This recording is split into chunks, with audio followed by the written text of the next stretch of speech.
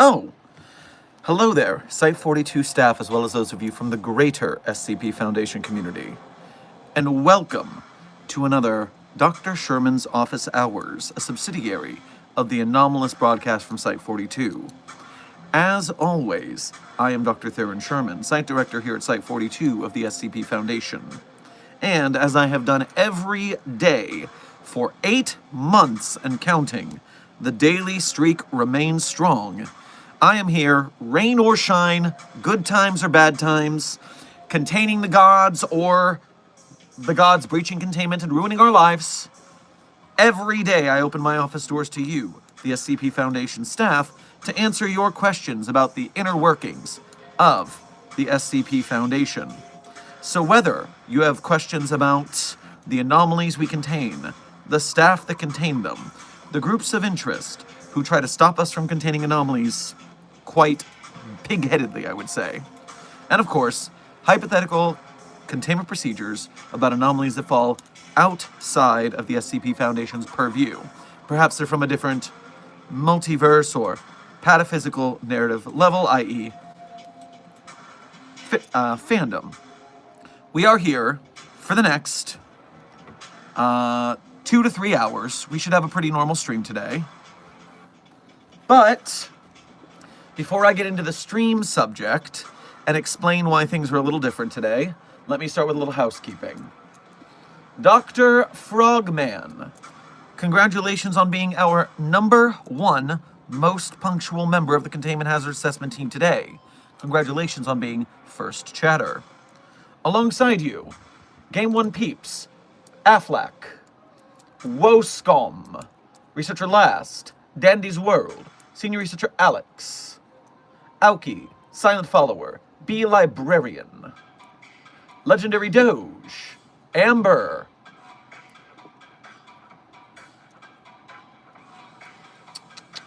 everyone who I have just named, thank you for being punctual, and thank you for being members here at Site-42. We appreciate your membership and your service. Furthermore, 13 Bella, Fritz, Darkfall Cat, Leia.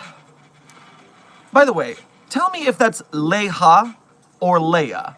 How do you say that so I can pronounce it correctly in the future? Intern Leia/Leha.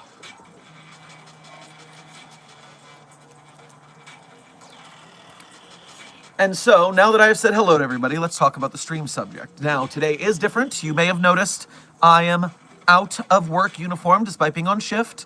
That is because today, I, as site director, who am allowed to, have made the executive choice that today is a casual Monday. Or, not so much a casual Monday, but you are allowed to dress in honor of a fallen great.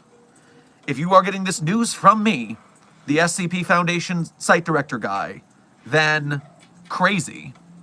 But last night, film director Rob Reiner and his wife were found stabbed to death. Dr. Frogman, you didn't say Mondays, am I right to that? But oh my God, Mondays, am I right? Rob Reiner, in case you are unfamiliar with his line of work, is highly counted as one of the greatest directors Hollywood has produced.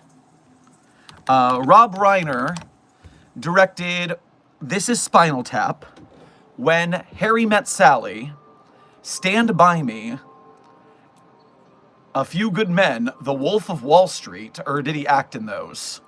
But the big one, the one that bothers with this outfit today, is Rob Reiner directed The Princess Bride.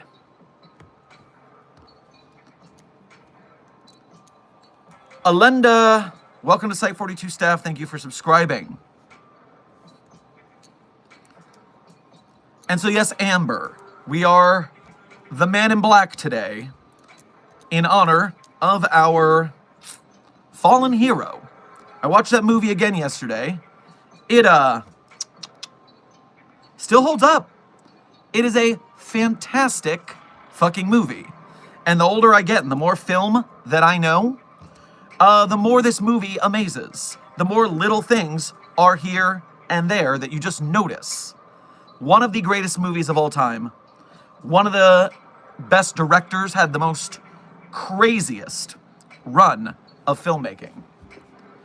For those who do not have the news and do not know what the hell happened, apparently his son, who was very troubled, had been a huge drug addict, spent years homeless, they got in a big fight at a Christmas party hosted by Conan O'Brien, and then the next morning, both the mother and the father were found dead, stabbed and throat slit, crazy. So they have the son in custody. They are saying that's who did it. This is all allegedly still, but it looks like it pretty much is.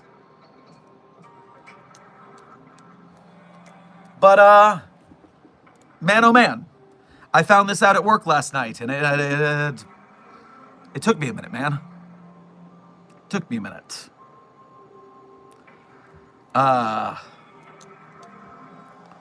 Personally, I mean, one thing you'll hear about The Princess Bride all the time, you'll hear people call it the perfect movie. You'll hear people call it incredible. And it is, if you're a theater kid, if you're a nerd. This is not the best movie in the world that most people see. But it is the kind of movie people like me, and I assume a lot of people like you, see as the perfect movie. If you haven't seen it, please watch it. It's fantastic. It is lauded like this for a reason. But I saw that movie a long time. I've seen it dozens of times over my life. I was a part of a shadow cast. If you're unfamiliar, this is like Rocky Horror Picture Show, where the actor, the theater troupe performs it in front of the movie, and they perform the whole movie in front of the screen. So you're watching the movie and you're watching the actors. They're doing all the costume changes. They're going crazy like that. And I was a part of a troupe that started with Rocky Horror, but then I founded my own troupe that started by doing Dr. Horrible Sing-Along blog. Just a short little thing to see if we could do it. It was good. And then we moved up to doing the movie Clue, another comedy classic. So we did a shadowcast of Clue. And then, after I retired from that cast, I handed over directorship. The next movie they chose to do was The Princess Bride. And even though I was too busy to participate and I handed off the cast, I still went to that show and it was incredible. So this is a deep thing to me that I appreciate. And woof, I don't feel great. I didn't feel great last night. I don't feel great right now. But I will not break the streak. I will be sad. I will honor the director of one of the greatest movies ever made.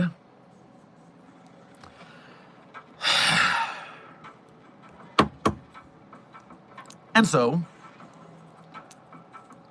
let us move on to the Q&A. Before I start answering the donos and the questions from today's stream, Amber, thank you for last night, your extremely generous Ko-Fi donation that came in. I messaged you last night in the DMs on Ko-Fi, but also thank you again, especially after yesterday, being in a very sad place. That was a kindness that made me cheer up a little bit, see some light in the world when you're in a really bad place. So thank you for that. The crew from Site 42 thanks you as well. They don't know it yet, but your generosity will be passed on to them, and they will know to thank you as well. Also, I saw someone in the chat saying that the Princess Bride movie is garbage. You're allowed to have your opinion, but you're wrong. Maybe a troll, I don't know. But, that's that. So,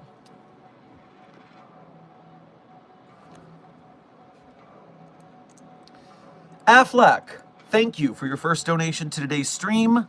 Grab yourself a cola on your way past the commissary. And thank you for being a member as well. Dr. Sherman, how would the Foundation contain the Hunter's Dream and Yarnum? Ooh, okay. So first of all, the city of Yarnum is a location of anomaly. That would be the first thing, is we would be locking down that whole town. That is an anomalous-ass town. They are studying occult magics. They are communing with the elder gods. They are doing all sorts of weird stuff that we would not like. So we would be isolating that. And from there, we'd be doing some crazy experiments with those outer beings and such.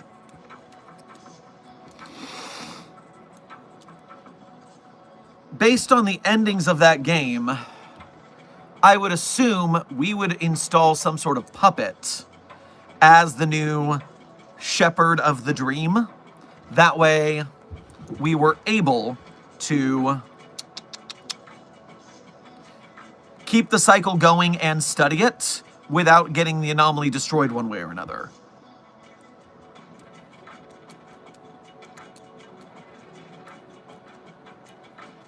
Did I see a cola lemon? Damn, I love cola lemon. Close, Moonston. That is a vanilla cola. I enjoy the vanilla cola.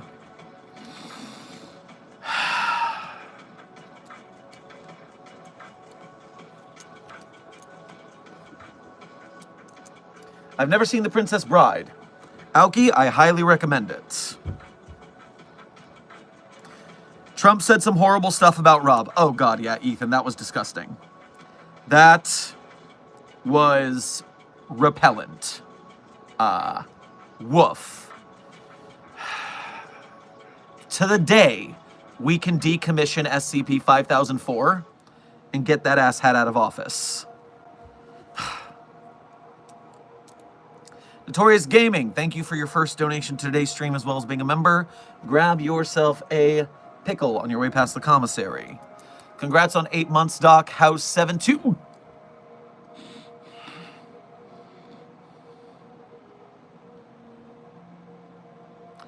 Thank you for the first half of your statement, and fuck off for the second half.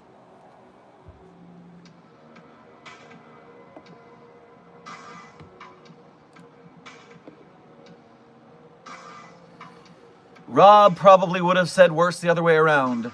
Intern Banana, you are absolutely wrong, and you only have to see how Rob Reiner responded to the death of Charlie Kirk with empathy, and how no one deserved that. No, Rob disapproved of the president, but was a very nice guy. So, you are incorrect. Factually.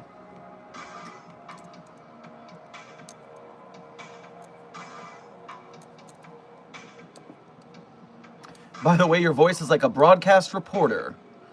Well, I have been doing theater and singing for over 20 to 30 years, so I do have a bit of a skill with my voice and enunciation, yes.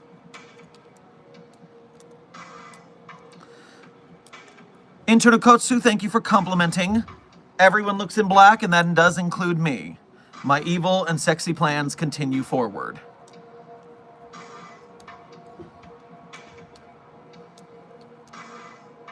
Made me know why you're wearing a robe like a stereotype of a cultist. Dr. Moonston, you might not see what I'm wearing exactly, but this is not a robe. This is a tunic. This is a pirate outfit. I've got sash, belt. I've got the bracers with little, you know, I could try... Oh, there we go. Look at that. Bam. Now it's even more threatening. Boom. Very cool. Not going to risk dropping that on my foot, though, so let's end that with a pen.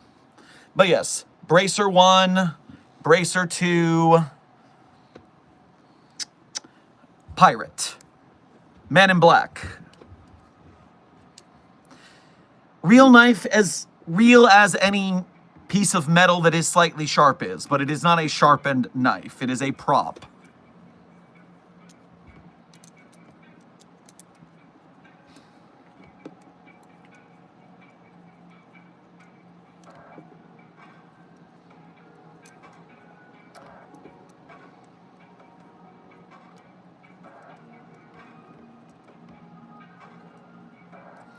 Dr. Sherman, do you think Murphy Law could survive a George the Chinchilla incident? So,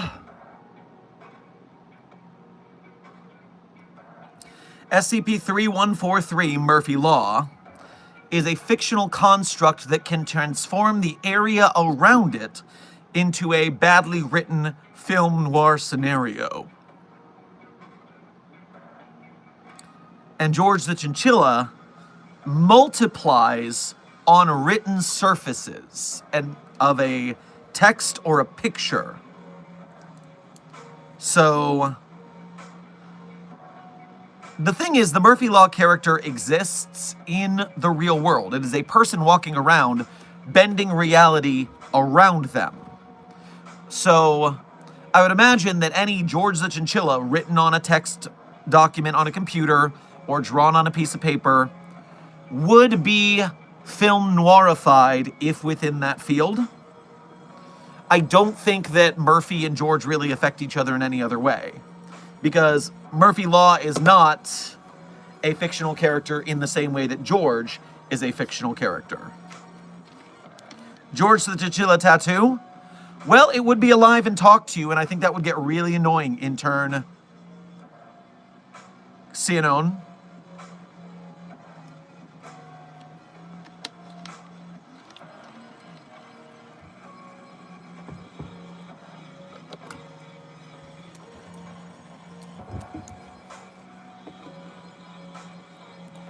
Notorious Gaming, thank you for donating again to say, hello, my name is Inigo Montoya.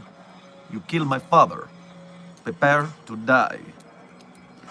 Again, still holds up. Still holds up. It's a damn fine scene. The intensity that Mandy Patinkin, the performer, puts into especially the anguished screaming while trying to break down the door and crying for help to get Fezzik to break the door down. Incredible. And the absolute venom in the kill shot line, said that way because he said it like he was speaking to the cancer that killed his real-life father. Ooh. Mandy's always a winner.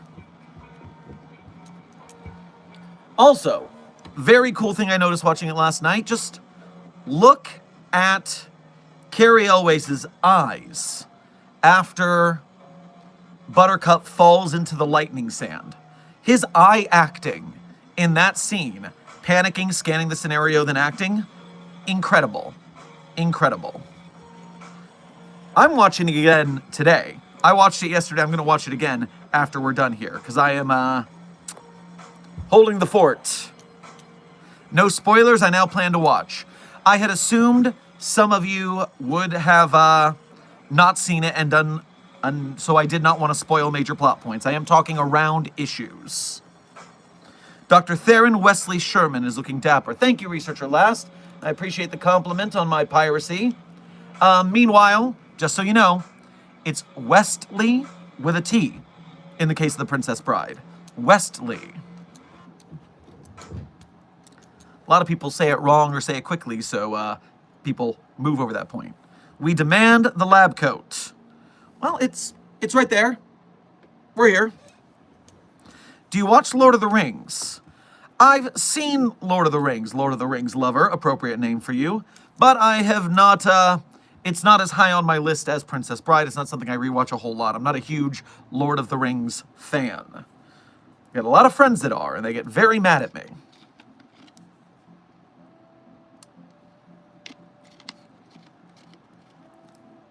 Hello, my name is Sophia Light. You killed my ex-boyfriend. Prepare to die. Signed, Dr. Light in the Tale yesterday. Very cool, intern Skyfallen.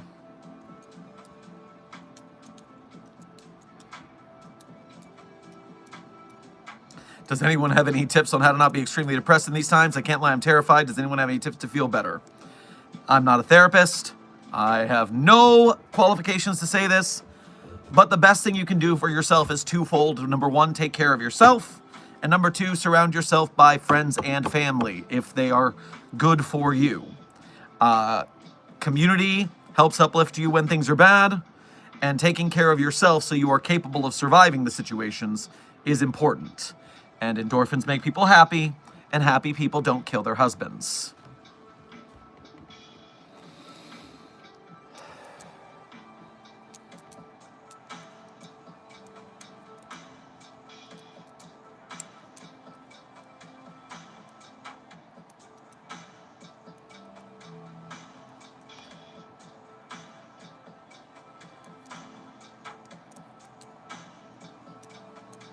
I've been deep in reading articles today, and every article leads to 5 more. This is never going to end. Does it help? Be librarian, you are correct. This is encompassed by a trope on the SCP Wiki's friend website, TV Tropes, called TV Tropes Will Ruin Your Life. And so the SCP Wiki will as well. You will read, and then that story will lead to 5 more, and those will lead to 25 more, and then you will never get out. And 10 to 13 years later, you will be making YouTube videos and streaming about this damned website. So, welcome to the club.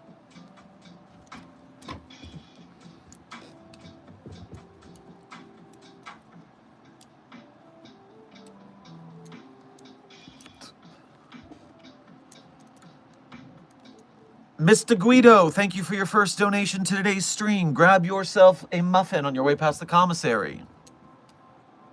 Does Site 42 do parties still? New 7 got a birthday, lad. Of course we do parties. In times of tragedy, when things are bad, you gotta celebrate life while you have it. So yes, we do fucking parties. We do the best parties in the Foundation. I don't know how that guy woke up on the ceiling. Not my problem. I'm gonna look the other way. I hope they had fun. That's all that matters.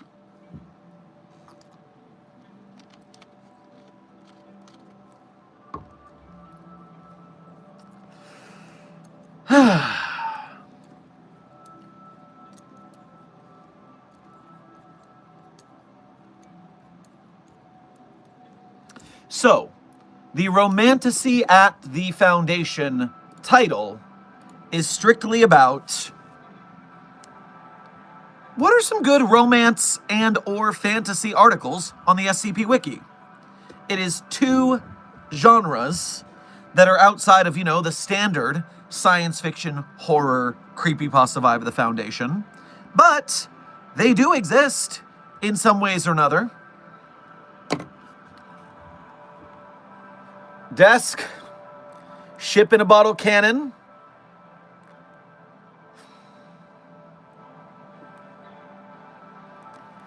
Me having to gauge if bottle dick counts as a romance.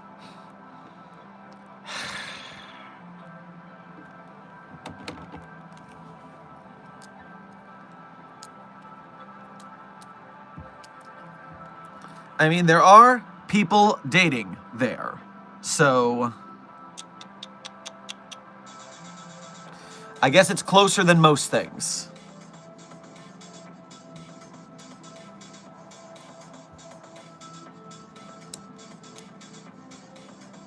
No, I just forgot about ship in a bottle, for fuck's sakes. Too bad.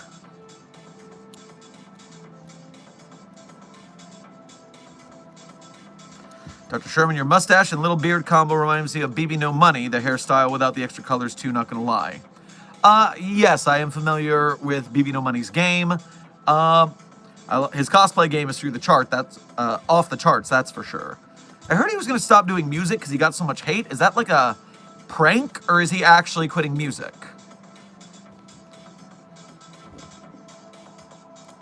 Notorious Gaming, thank you for donating again. May I suggest a Pan-Galactic Gargle Blaster on the menu? Yes. Wait, what is ship in a bottle? I'm confused. Oh, I'm so glad you asked, SCP-049. But before I answer you, intern ovoid. To get the gender switching stone around here, SCP-113, you simply have to go to the on-site therapist, fill out a request form. They will run a couple sessions with you just to make sure you're committed to the process, because yes, the gender switching stone does change your gender, but it also has a non-0% chance of death, and every time you reuse it, that chance goes up. Therefore, we want to make sure you are sure before you use it, because we only want you to have to use it once. Furthermore, they will want to talk to you because while it can flip your gender to the other one on a binary sense, when non-binary identities are brought into it, it gets a little complex, a little chaotic, a little unpredictable. And so in that case, we have to be even more sure, because we might not know what'll happen. I mean, we had one researcher turn into a cat girl because of it, so So yes, gender collaborations and gender fluidity, non-binary identities, those are very unpredictable with SCP-113, the gender switching stone. It's a higher risk, so that's the kind of thing we warn you about with the on-site therapist. But once you have all your paperwork done, it is part of the Foundation's healthcare plan. It's on the insurance. You work here. So all you got to do is fill out the forms, and then when 113 is brought to your site, you're good to go. Now, SCP-049, Ship in a Bottle, aka Bottle Dick, is a story written by an SCP author. And in the first story, which is called Second Date, Dr. Clef and Dr. Kondraki are in a relationship. Now, Dr. Clef being asexual, this is a romantic relationship, but not a sexual one. But Dr. Kondraki is a big ol' hoe bag. And so while Clef is going to Kondraki's apartment and considering, I wonder what that's about, Kondraki has gotten his wang stuck in an Aquafina water bottle, much to everyone's laughter and embarrassment for Kondraki. So,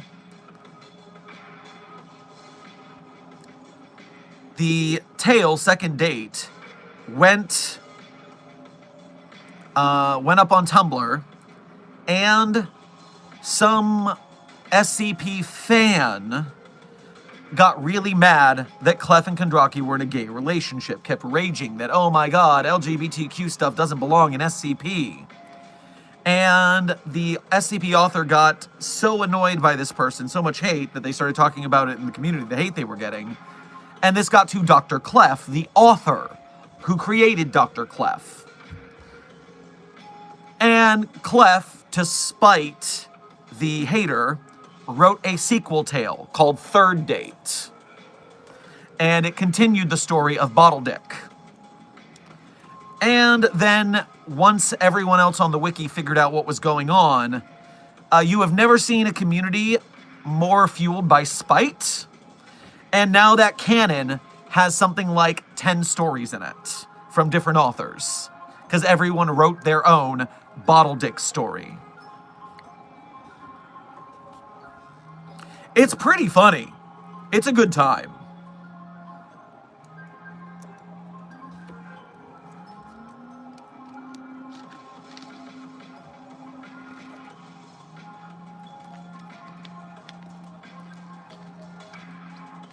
Would the device from the Princess Bride be considered an anomaly? I'm being vague for the sake of newcomers, but I'm sure you know what I'm referring to. Of course I know what you're referring to, and of course it would be. That device was quite anomalous. It does not work by any means that we can logic, that's for sure. Fantasy rules applying makes that to be, yes, anomalous.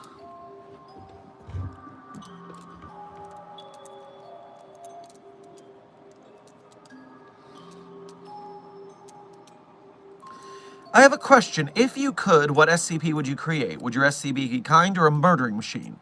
Mine would be a chubby Wendigo, and it hands out your favorite snacks and your favorite movie.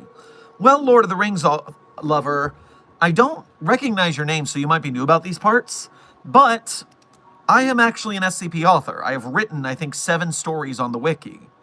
I have an author page, and you can go see the SCPs I've made already. The first one I ever made was George the Chinchilla, a replicating Disney-era fictional character. Wasn't particularly aggressive until something happened, spoilers. I wrote a funny object that does a funny thing. I wrote a speedster like the Flash. I wrote a beach that's made of cake. With help, of course. That wasn't just me. That was a collaborative effort. And I wrote a very, very, very sad article about cancer. And then a very, very, very funny article about cancer as well. So, a little bit of both.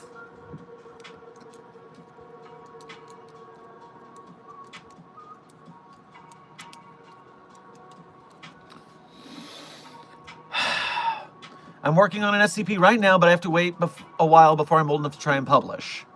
And so you rewrite it, and you edit it, and you show it to more people, and you keep reading SCPs, and you keep improving it. When you're young and you got the time to practice and increase your skills, you're in the best state you can be.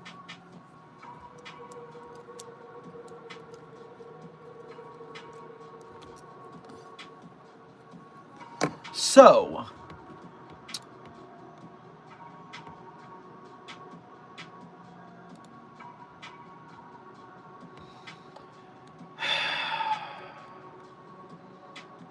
how would you recommend getting into SCP writing? So, intern Ovoid. To get into SCP writing, the first thing you got to do is get into SCP reading. You got to read a lot of articles, and you're going to want to engage in something called a script analysis. It's critically thinking out about the way a story is written rather than just the story itself. You're constantly asking the question, why did the author do this?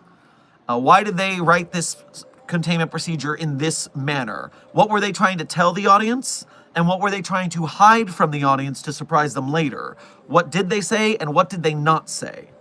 And so you get into writing SCPs the same way you get into writing any story. You're working on the mechanics of your story, the structure that builds it.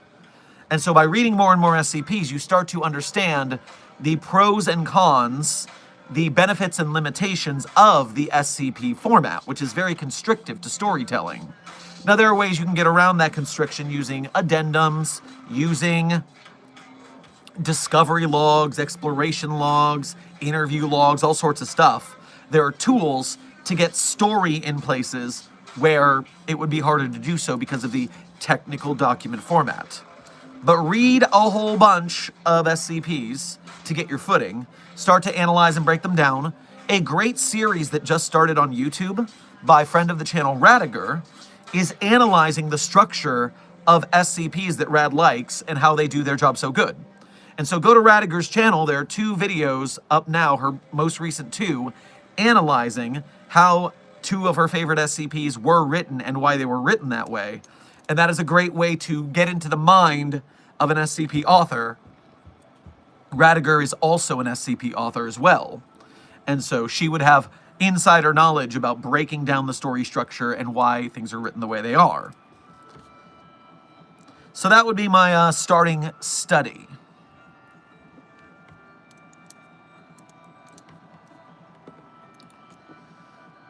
But yes, to the stream subject, romance on the SCP Wiki.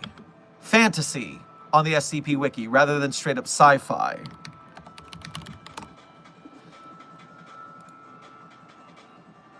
SCP-4509 is codename Lover's Lane. Apparently this is lesbians. Romantic novel, roughly 139 pages long, authored by Anne Bannon, entitled Lover's Lane. Copy held today is the only known remaining copy following Foundation incineration and destruction efforts. Bannon has not been designated a person of interest, as no additional anomalous activity has been linked to them since. The novel's effects do not present themselves until multiple female-identifying and female-attracted individuals come into contact with the object. Once this condition is met, those touching it will begin to feel an attraction to each other. Romantic emotional dependence will begin to grow sharply over a period of time, namely causing feelings of longing, attraction, and fear of losing the other person. After a period of several months, the attraction begins to gain sexual undertones and gradually becomes a more intimate relationship. Please note, any requests to use SCP-4509 with any anomaly are going to be denied. Denied, I tell you! We do not fraternize with the anomalies.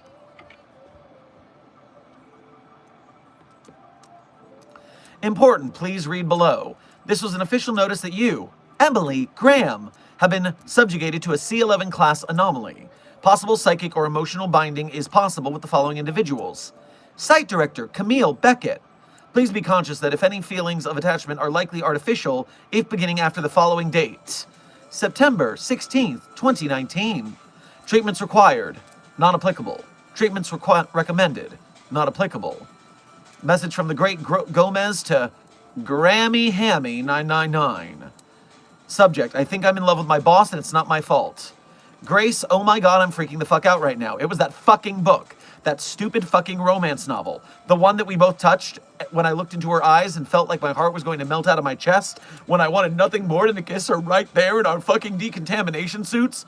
It was, surprising no one but myself, anomalous. There was literally no way that I could have the courage to talk to her about how I feel, and now we're fated to fall in love or some bullshit. Fuck, I'm going to have to write her an email. Emily. This is hilarious. I am enjoying this article. I'm going to have to read the rest of this later, but I won't spoil the rest. You guys can go in there. It's not terribly long. They just keep doing email chains. I'm sure there's some sort of twist here or something.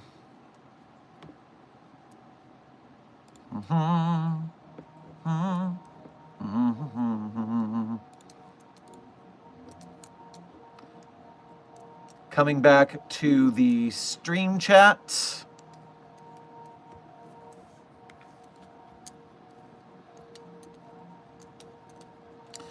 Dr. Sherman, SCP-8012 is a good fantasy. Well, you would think that, wouldn't you, Dr. Frogman? Wouldn't you, of all people, think that?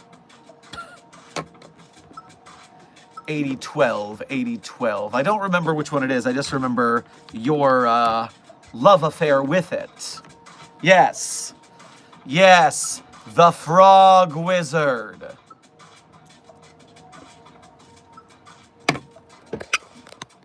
Of course, Dr. Frogman enjoys a little frog wizard friend.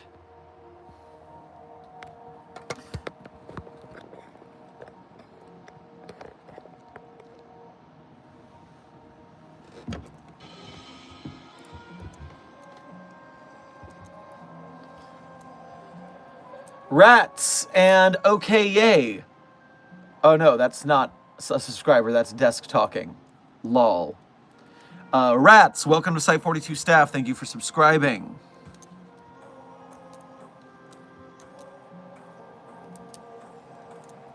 For fantasy, I like that one SCP where a wizard-like being brings people on fantastical adventures via dreams. Can't remember the number. That reminds me as of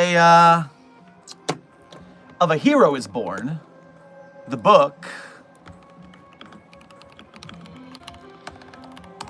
And that pulls you into a fantasy place. That's SCP-1230.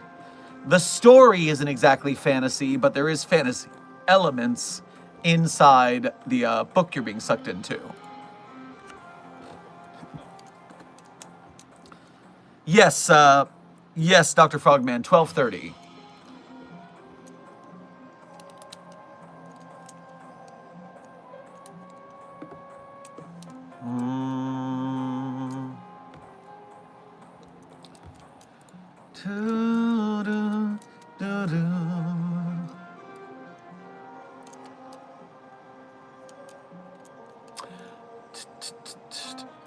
Congratulations, chat. The researcher last has informed me that the likes are above the viewer count. That means the YouTube algorithm will keep on bringing us new people to transmute into SCP fans, possibly using SCP-914 on them. So thank you for your service hitting that like button so we can continue to grow the Site-42 antenna to signal boost more SCP projects. Good work. Check out 8Con for fantasy. The theme was fantasy for that one. That is a good point, Dr. Frogman. SCP 8000 contest.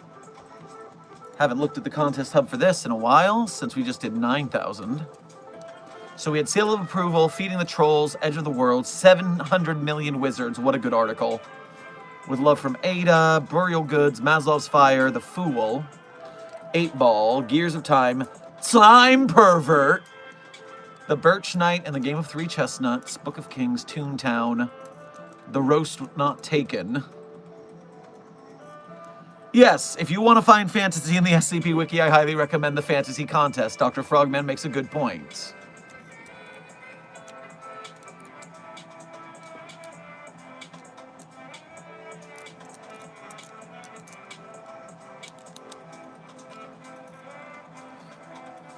Can we give SCP-999 a knife? I forgot a word the first time. Intern Parks, that will not be necessary. I have already taught SCP-999 how to utilize firearms for self-defense from those freaks that want to put it in a blender.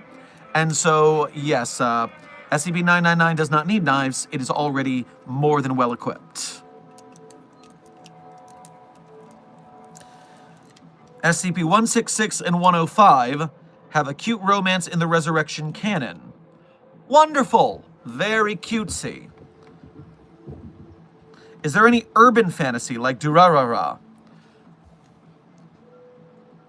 I mean, there certainly is. I'm just trying to think of some off the top of my head.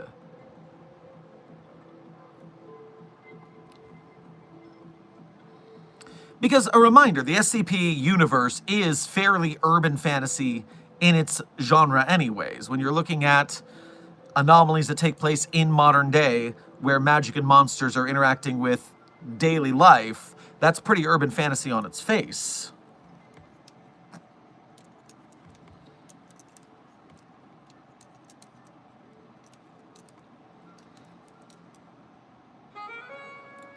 Leuna, thank you for your first donation to today's stream, as well as being a member. Grab yourself a turkey leg on your way past the commissary. Hi, what would be your ace Pokemon as a gym leader? Ace Pokemon, is that just like the one you use the most? Is that your best Pokemon?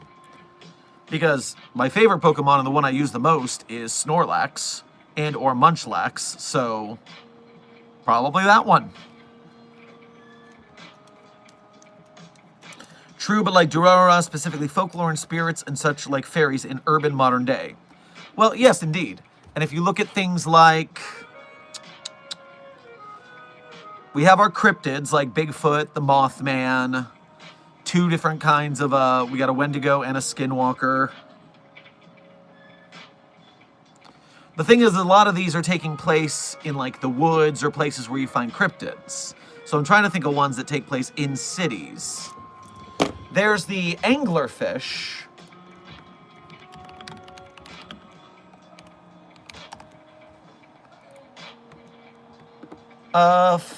No.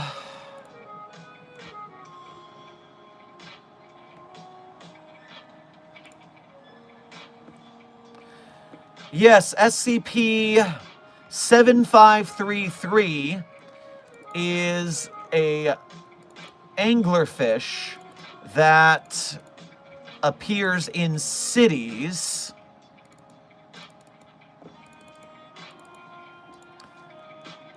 And I believe it's like lure is a door. And so all of a sudden you walk through a door and you are being eaten by a fish.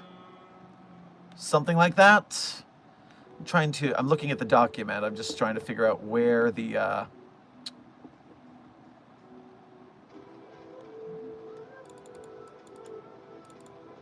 position yourself in an opportune location to attract prey, which accomplishes with relevant ease.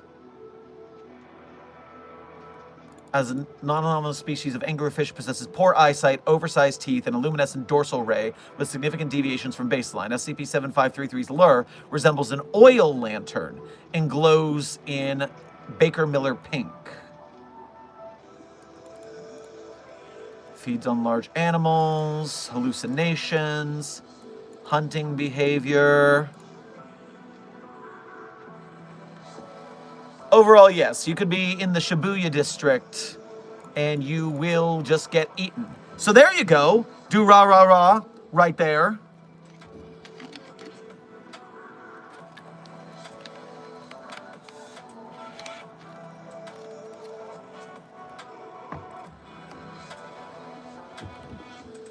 Coming back to chat.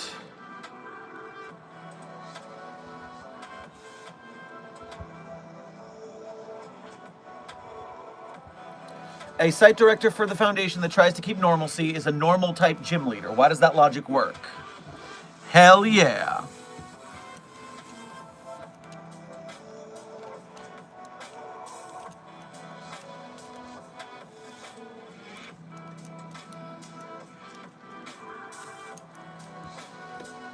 Should SCP-682 get the gender-switching stone?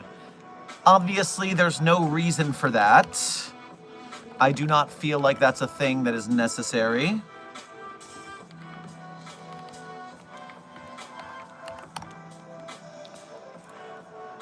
That being said, I am checking the log and seeing if we used it for funsies. That is not it. Yeah. SCP-113 was tested on SCP-682. Dr. Burns... That better not be Dr. Christopher Burns. You know how me and my homies feel about Dr. Christopher Burns. Dr. Burns proposed that the application of SCP-113 would significantly reduce its aggression by removing its feminine irrationality. Tissue test record non-applicable. Termination test record. SCP-682 was exposed to SCP-113. No physical changes were observed. Upon secondary exposure, SCP-682 still remained physically unchanged, with the exception of developing a pink bow fully composed of flesh. Wow! That is Dr. Christopher Burns. Proposed that an application of 113 significantly reduce its aggression by removing its feminine irrationality? Jesus Christ! Dr. Christopher Burns sucks so much ass. Who put that there? Who did this? Where did he even come from? Because obviously SCP-8980... How long has Dr. Christopher Burns been a thing on the fucking wiki? When did that happen?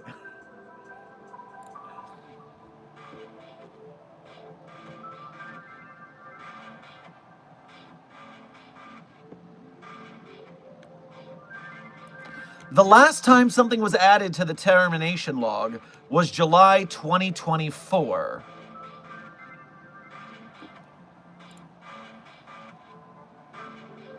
Wasn't... 8980 was written in October of 24. So this has not been edited since SCP-8980 was posted. So that had to be there later. So where did Dr. Christopher Burns come from on the wiki itself? Ooh, this is a rabbit hole. So far we know. First of all, Destroyer. It's Burns spelled B-Y-R-N-E-S. That's how you spell Dr. Burns. Secondarily, Dr. Christopher Burns is the antagonist of SCP-8980. It is super fucked up what he did in SCP-8980, which is why all of my homies hate Dr. Christopher Burns. But...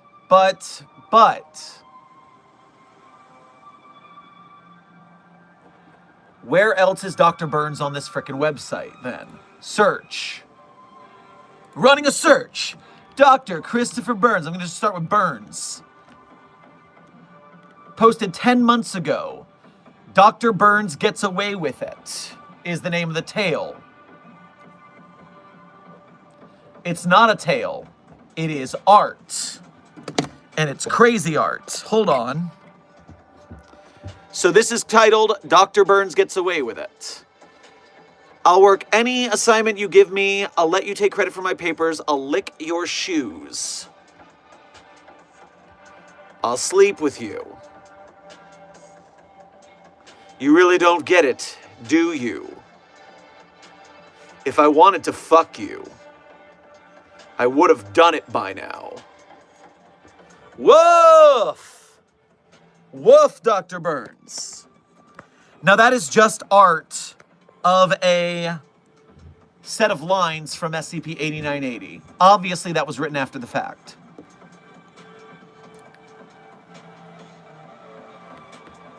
Now, first of all, Devesto, welcome to Site42 Step. Thank you for subscribing. Aoki, have you not read SCP-8980? Do you not know the content of the context of that line?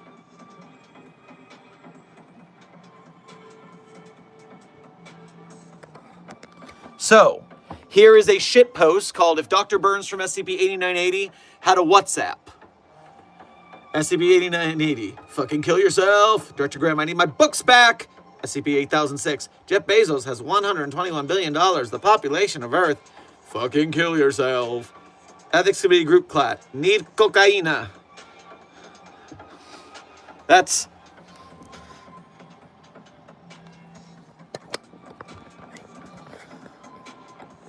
Yeah, Dr. Christopher Burns has a lot of haters. If I am alive, then if Dr. Christopher Burns has one hater, it's me. If he has no haters, I am dead. But we do know that Dr. Christopher Burns has way more haters than just me. So that is that. Let's continue. 8980, obviously. Dr. Christopher Burns picked up a bagel in the Site-17 Deepwell catalog 6 years ago.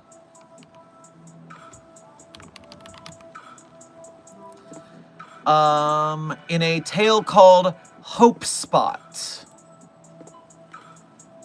Hope Spot written... Oh, this was written in 2025. So this is after the fact. And this is another tale regarding Dr. Burns and Lillian. So, oof. Big oof. It was the hub that was written 6 years ago, not the tale itself. Corrected. Corrected. Dr. Burns, Dr. Burns. Any information regarding the Burns retirement protocol from the Fire Suppression Department? So this is another hub, and I bet that this is a tale that was added to it. Regardless is a tale. Don't reveal any information regarding the Burns retirement protocol. Fire Suppression Department memorandum. And this is a, as you may know, the Fire Suppression Department was recently audited regarding SCP-8980 and the related personnel issues that resulted from said containment. I wanted to send this memorandum to share the official stance from the Fire Suppression Department and remind everybody how to respond to questions regarding, 1, Dr. Christopher Burns. The official position of the Fire Suppression Department regarding SCP-8980 is that we have continued in the direction tasked to us by the O5 Council and ensured that the Foundation balanced scientific freedoms with personal rights and accountability. The Fire Suppression Department is aware of the actions of former head researcher Christopher Burns and was directly involved with their voluntary retirement. With regards to responding to common questions, I know many of our Fire Suppression Department site representatives have been fielding complaints regarding the systemic issues that allowed the abuse faced by SCP-8980 to persist over a consistent period of time. When asked about the current status of any further investigations, please respond in the following ways. Do reminding employees that Dr. Christopher Burns is no longer employed by the Foundation.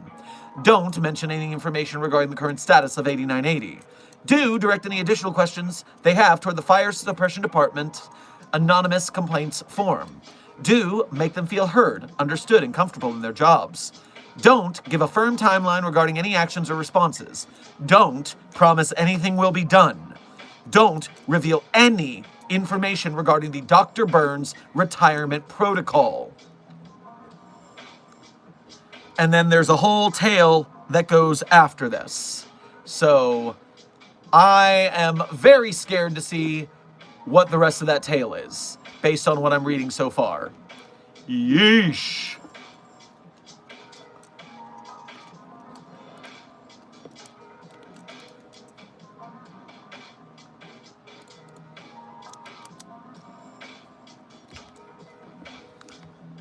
SCP-8066 Fear Logs. Subject Dr. Christopher Burns. Control F. Where are you, you motherfucker? Subject Dr. Christopher Burns. Burns is perfectly intact. He's attending the meeting. They're discussing an important topic. So yes, that's another, posted September 30th, 2024. So this is right before Yossi posted 8980. Days beforehand, in fact. And so this is like a... Oh, this is basically a prequel discussing what went into doing 8980, it seems. At least that's what I'm skimming here.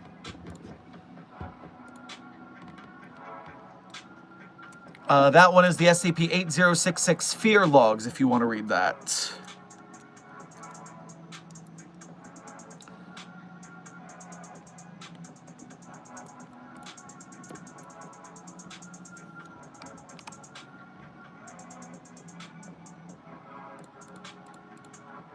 Oh, I've got to unlock all of these to find it.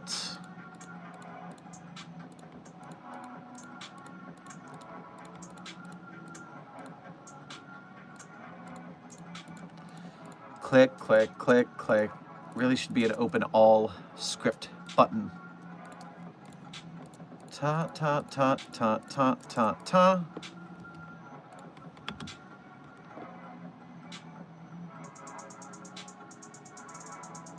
Okay, that's just, I see. All right. That's enough deep diving for now on Dr. Christopher Burns, an asshole who should rot in hell. Does the SCP lore go this deep? I'm lost. The beauty of the SCP community, intern 2man41, is that once one person writes something on the wiki, if that catches someone's attention, they are free to expand upon it in their own stories. The Creative Commons nature of the SCP Wiki means that once someone posts something, you are allowed to use it as long as you credit the original source. So people can write SCPs based on other people's works and springboard off of it. One of my favorite instances of this is for SCP-106, the Old Man, otherwise known as Radical Larry. SCP-106 has a canon backstory written by the original author, Dr. Gears. Dr. Gears wrote both 106 and the Old Man, and then the prequel tale, The Young Man, which is 106's canon backstory. And I don't really vibe with The Young Man. There's another tale on the wiki called Until Death that posits that SCP-3001's victim, Dr. Robert Scranton, eventually became the Old Man. And I find that backstory a lot more compelling.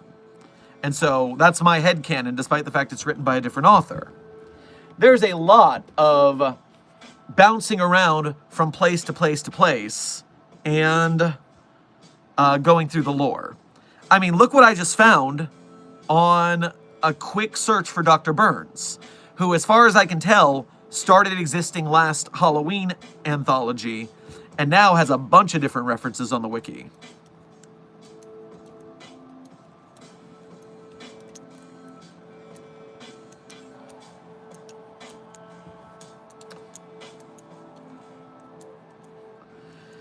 Good doctor, although I do not object to your choice of proper era clothing on this fine Heims day, may I ask upon the occasion you don it? Quite the difference from the odd cloak you usually wear.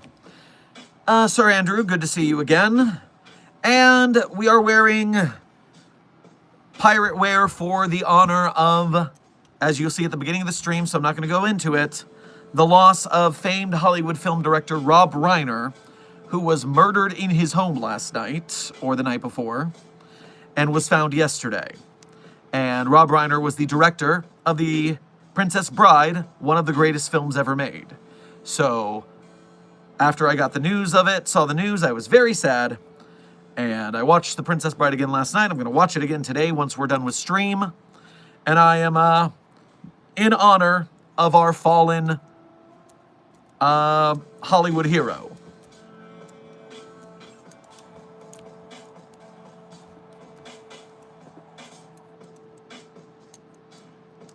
Dr. Christopher Burns needs to be cured. Dr. Sherman, I apologize for Dr. Ham, but Dr. CB needs to be cured ASAP. Well, SCP-049. Honestly, if I could approve it without the fire suppression department coming after me, I would approve it.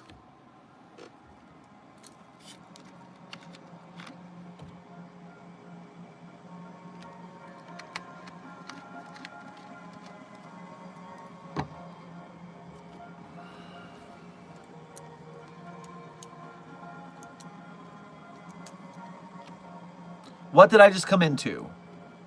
Intern Willa, welcome to a little off-kilter version of our daily live stream describing what it's like to work in the SCP Foundation, including answering questions about the anomalies we contain, the staff we contain them with, the groups of interest who try to stop us from containing anomalies, and hypothetical containment procedures for anomalies that fall outside of the SCP Foundation's purview. Typically, I am inside a lab wearing my lab coat and doing proper administrative duties as site director of Site 42 of the SCP Foundation.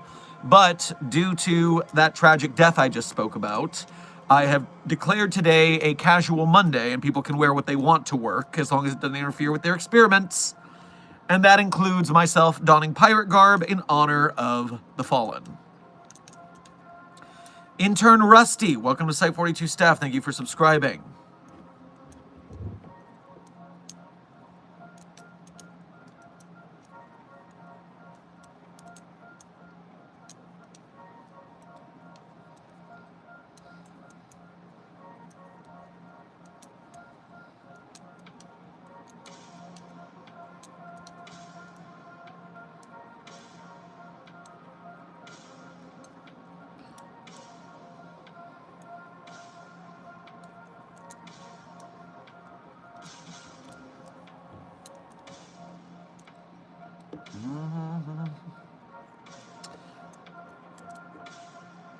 Orange Cloud, thank you for your first donation to today's stream as well as being a member. Grab yourself some fish and chips on your way past the commissary. Huh? What? The heck? Why in the redacted do you look like that? You look like you're going to try and summon a Dark Lord. Not sure which one, though. I understand the confusion from this close-up, but no, this is not a Dark Lord summoning outfit. This is, in fact, piracy. We are pirates today. Yo-ho-ho. Another thing the SCP database needs more of, by the way, pirates. It is a pirate-themed stream. I am dressed in homage to the Man in Black, Wesley from The Princess Bride, due to the tragic so on and so forth that I talked about at the beginning of stream. No Dark Lords will be summoned today. Oh, thank you.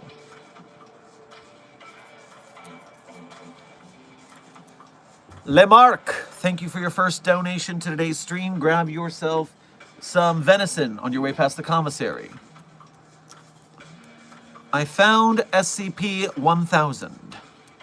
Well, inform security forces nearby so that they can recontain the anomaly, please. I can't believe I missed the gauntlets before. Well, you know, it is wearing all black in a darkened room, so it is a little difficult to see. But yes, we are bracer bound as well.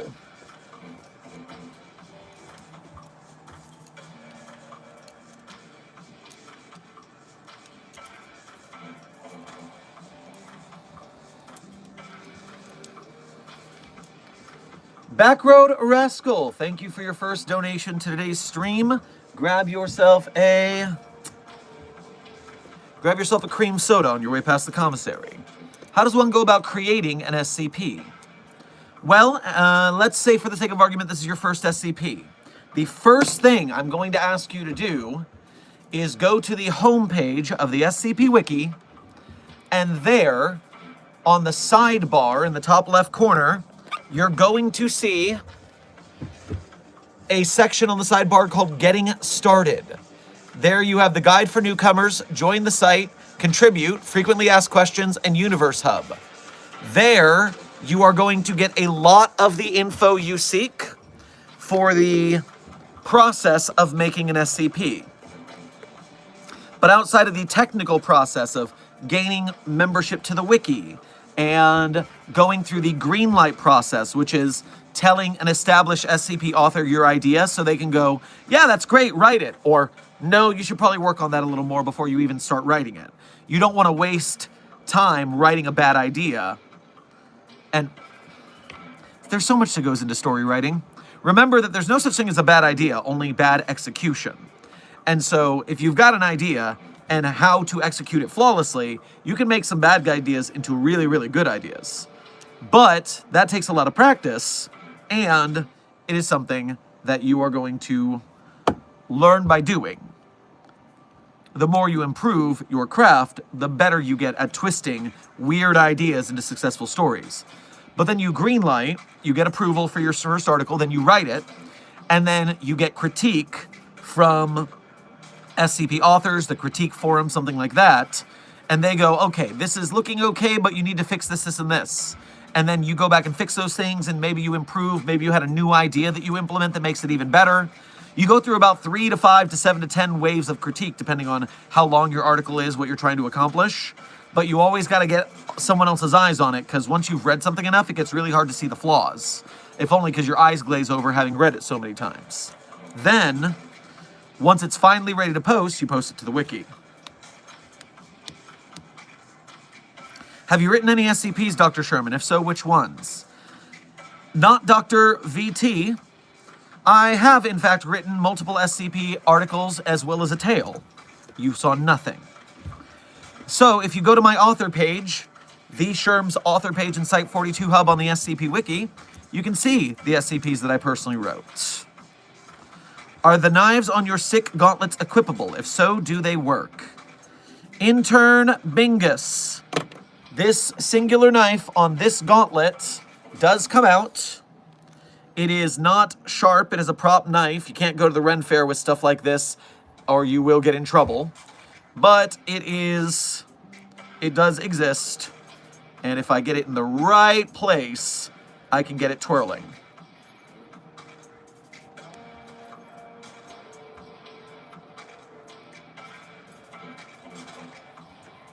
I hope you don't take offense to this, but as a fellow neurodivergent, you are great at talking to stream.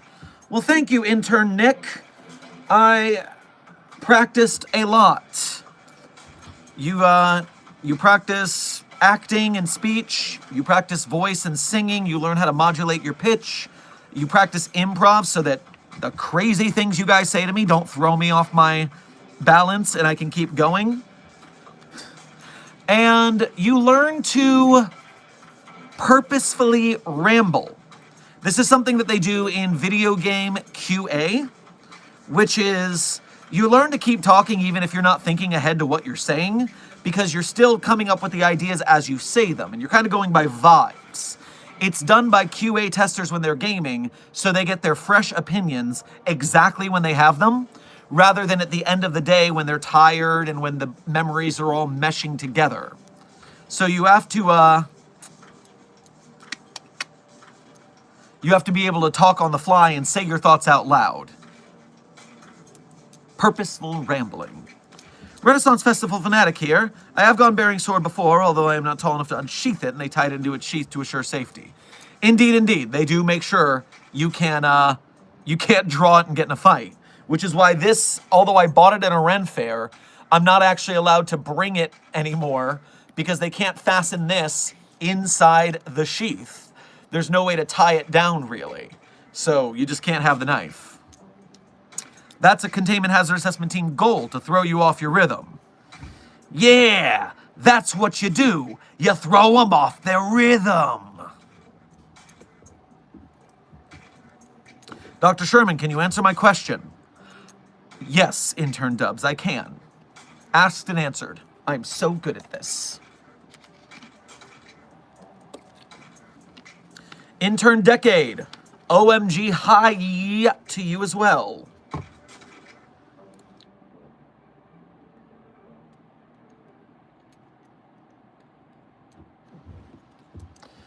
If SCP like SCP-173 puts on SCP-035, what would happen? Well, SCP-173 is not alive. It is a sculpture. It does not have flesh with which the mask could bind. So, SCP-035 does not bind to non-living objects. Now, anomalous people, anomalous creatures, it can bind to. We have documents from another universe of a terrible universe where SCP-035 was bound to SCP-682. Ugh.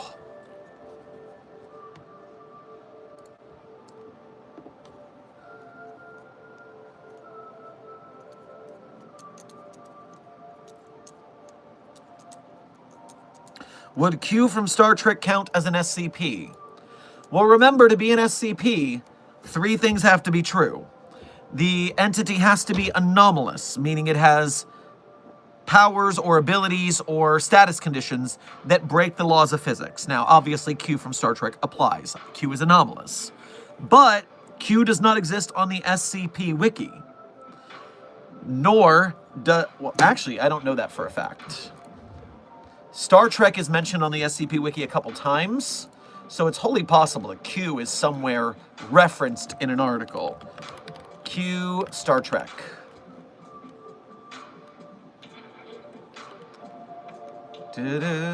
Mention of Star Trek. Mention of Star Trek. So many mentions of Star Trek. But who any of them mention Q?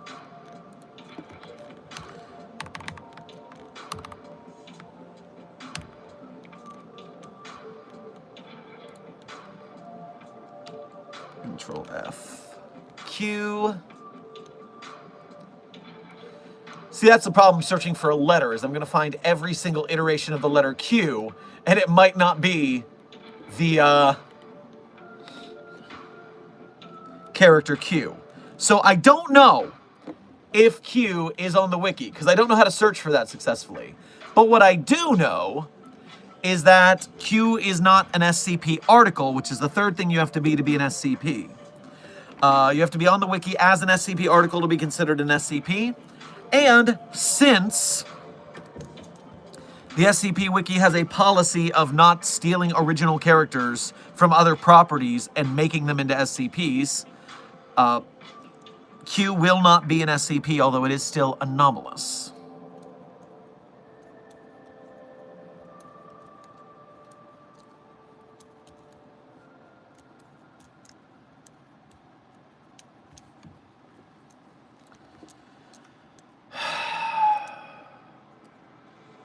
How would you contain Q?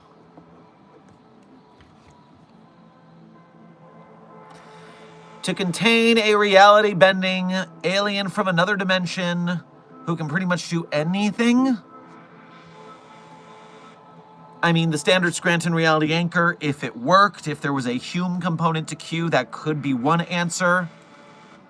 I could always hold and threaten Captain Jean-Luc Picard. And with a no good hostage, I could keep Q locked up.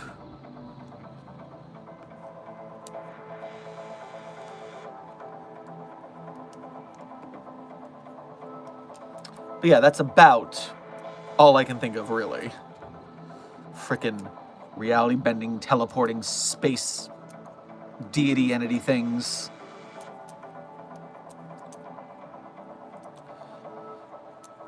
Chris the Dire Wolf Boy, thank you for your 6-month member message as a mobile task force captain here at Site 42. We appreciate your membership and your service. When the Foundation did the 682 killing rain way, didn't the Foundation fill a container with the liquid, then drop 682 in it? No, that's not what we did, because we had to combine the 682 killing liquid with another anomaly. There is an anomaly that is a statue of a turtle. Is it a turtle statue or is it a turtle shell?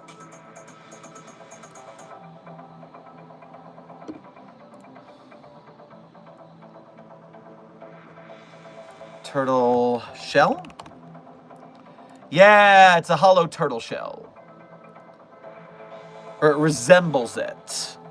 When you pour liquid onto SCP-107, this turtle shell looking thing, that liquid will start to rain from the sky in that area. So, we poured the little dinky cup of that liquid that can kill 682 onto the turtle shell to get more of the liquid to show up. But it didn't work.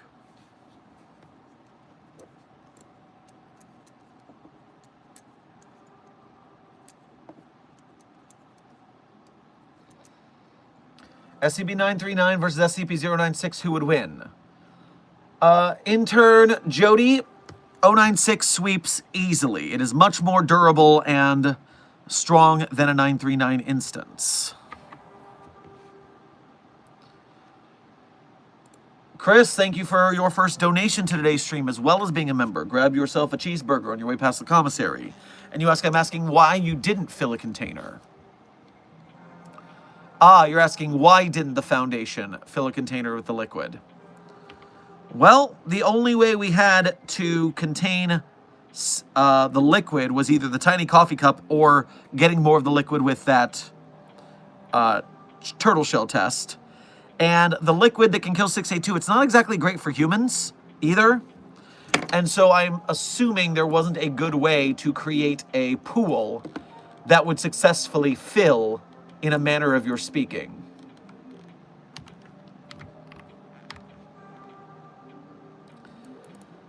SCP-682 killer dispensed from 294 in the tissue test. Upon contact with the liquid, the sample began to crumble and decay, diminishing to a fine powder within 3 minutes of application. Termination test record. Acid in the containment chamber of 682 was temporarily receded. Approximately 1 liter of the dispensed liquid was poured on the head of 682. Portions of SCP-682's head began to decay and crumble. Upon submersion in containment chamber, the affected areas immediately dissolved. Note, we may be onto something. If we can get our hands on a large enough sample of the fluid, that might just do the trick. We're learning, I'm telling you, signed Dr. Redacted. Then 682 killer liquid defied from SCP-294, see previous termination attempts, in combination with SCP-107. Tissue test record was identical. For the purposes of this termination attempt, 682 was transported to an area devoid of both human habitation and flora and fauna within a 30-kilometer radius. 55 milliliters of the liquid was poured on the turtle shell. Torrential rain manifests within a 10-kilometer area, consisting of the 294 derived liquid. 682 vocalizes loudly before dissolving until no traces of entity remain. Rain continues for an additional 2 days until 107's effects demanifest. After demanifestation, 682 immediately began to reappear in the area, appearing to be completely unharmed. How this has occurred is as of now undetermined. Junior researcher redacted signed. Note, Adams, dipshit. Signed, senior researcher redacted. So, if the atoms of 682 were able to survive a 2-day torrential downpour of that liquid, then submersing it is not going to be any different on the atomic level, which is why it still doesn't work. And at that point, all we're doing is we're keeping the 682 killer liquid in the acid tank instead of the acid, which is a lot cheaper and easier to control.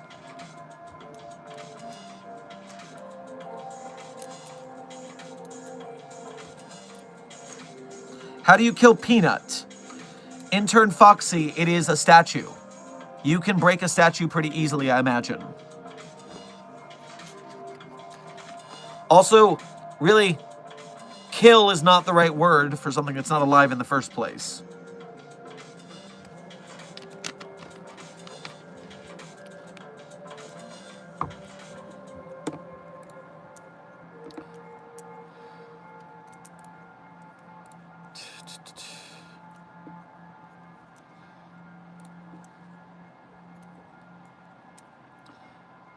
Also, nice shirt, Doc. What did I miss?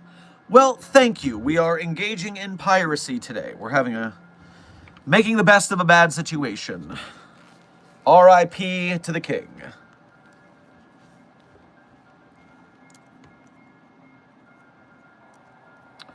What would you call a sickness that affects furniture? That would be rot. That would be mold. That could be termites could count.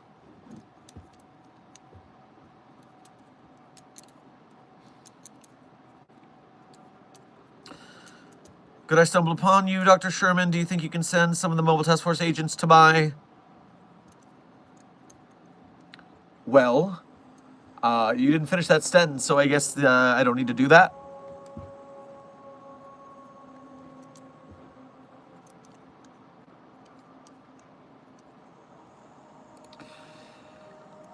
Chris the Dire Wolf Boy, thank you for donating again to say, okay, what about antimatter? Have we tried a termination test with antimatter?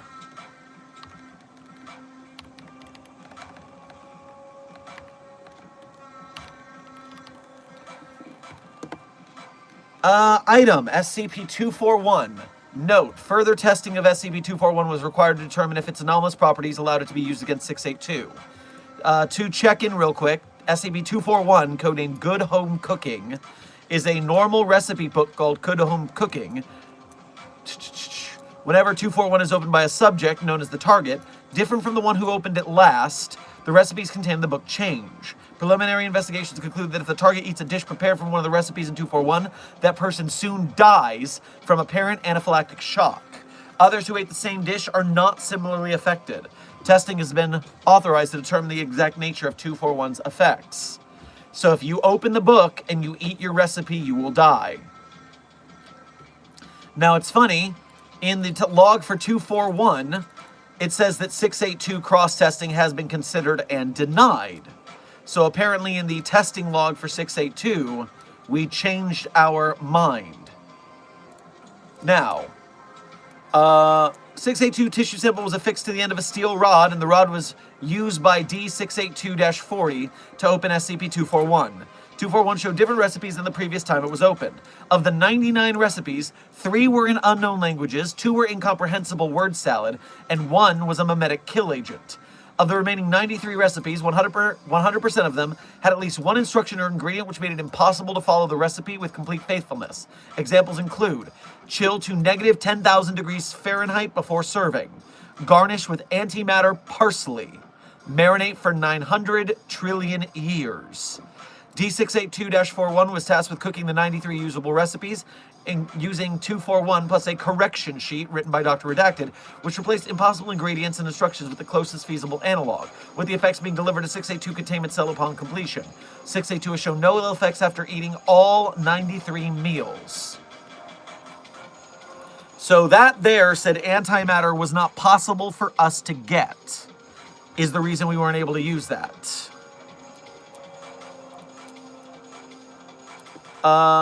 An industrial grade blender, followed by the strongest centrifuge we can come up with, was tried to use to kill 682. The radiation emitted by the explosion of said blender was consistent with the annihilation of 3 grams of antimatter, either kg or mg. How the fuck does this thing not explode? It's got antimatter in it. So, once again, does not bother 682 seemingly. All right, back to the chat.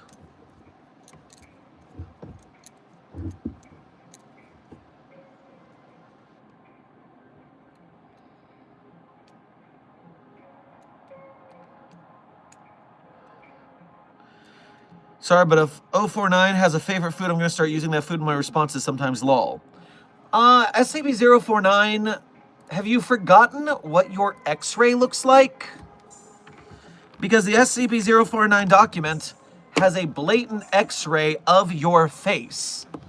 And as you can see, clearly here, your mouth is completely contained and obstructed by your beak. So, no, you don't eat anything, it seems.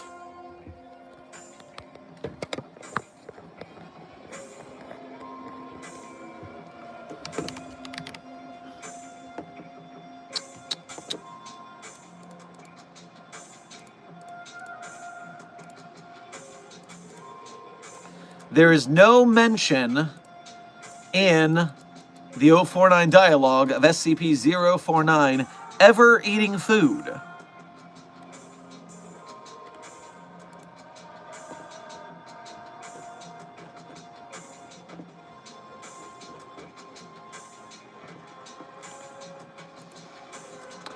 Honestly, I don't know how the Plague Doctor talks with its mouth sewn shut like that.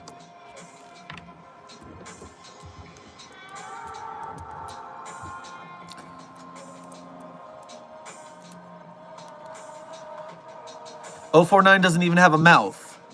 Well, there are teeth inside there. We saw that much, but they are locked into that beak.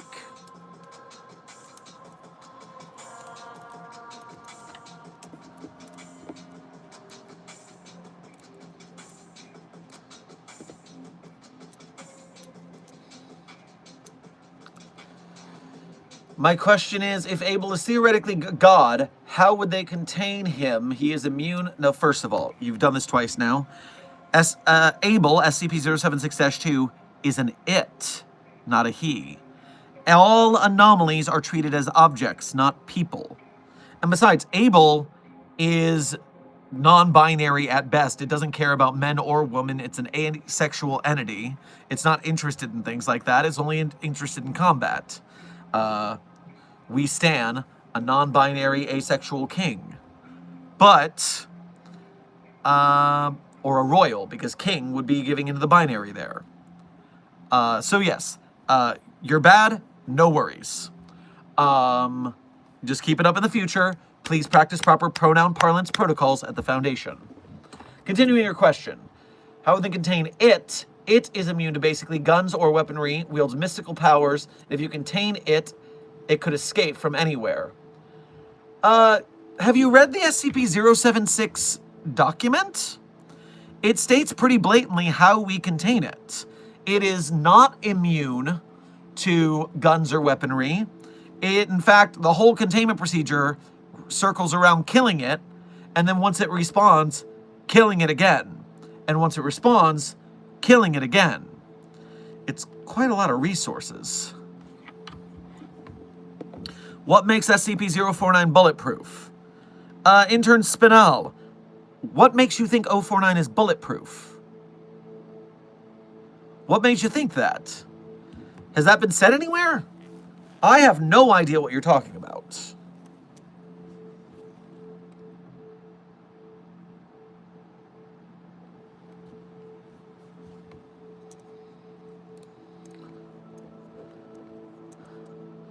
It is a demigod, though. Demigod is just a classification of anomaly like any other. I mean, we contain a lot of literal gods, too. Nothing demi about them. So, one way or another.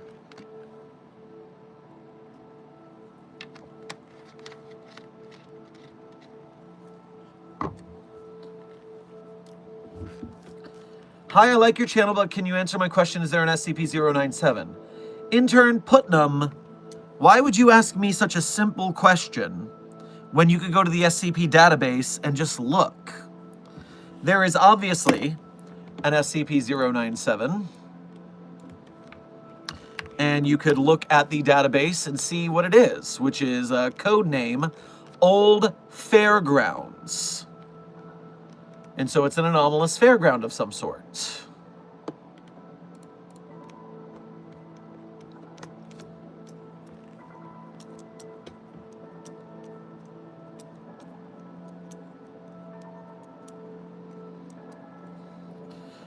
If the anti-682 liquid was able to be produced, doesn't that mean it exists somewhere? Hopefully not on Earth, but that still is potentially concerning. A liquid that dangerous should be contained. That is true, 369 Destroyer. That is what that means. And so, we haven't found the source of it, but that could be an interesting experiment all in and of itself.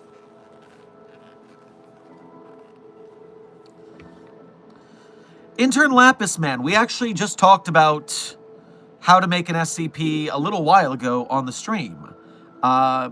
So you can check the VOD. I go through a whole diatribe about going to the SCP Wiki, signing up using the beginner's guides and stuff like that, doing your drafting process, all that. So rewind the VOD. We've got that there.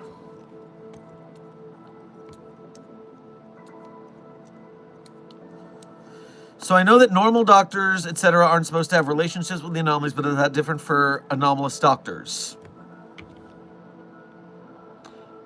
No one is allowed to fraternize with SCPs, contained anomalies. If an anomaly is trusted enough to become a staff member, or if a staff member becomes anomalous, the staff member designation becomes the most important part of that. And if they are a member of staff, they are allowed to date. You saw nothing.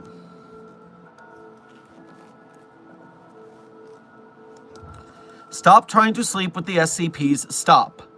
Correct, intern bad boy. That is actually a very good boy thing to say.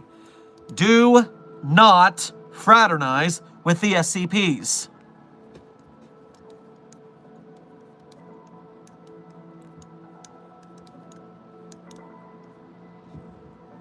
How are y'all keeping God in the Foundation?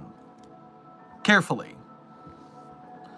But really, it depends on what God you're talking about. We have 17 Greek gods in containment in various manners. We have Hindu gods. We have all sorts of gods, so-called. So, yeah.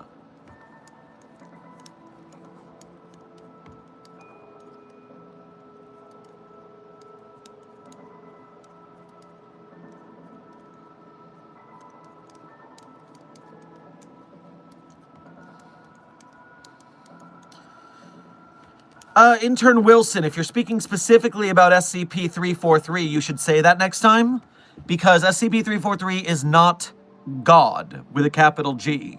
It's not even a god. It is a reality bender with delusions of grandeur. SCP-343 is not God, it just says it is, and people are believing it like naive fools. And the SCP-343 document does state that we don't contain SCP-343. It stays there willingly, and that's about the only way we could contain it because of its reality-bending powers.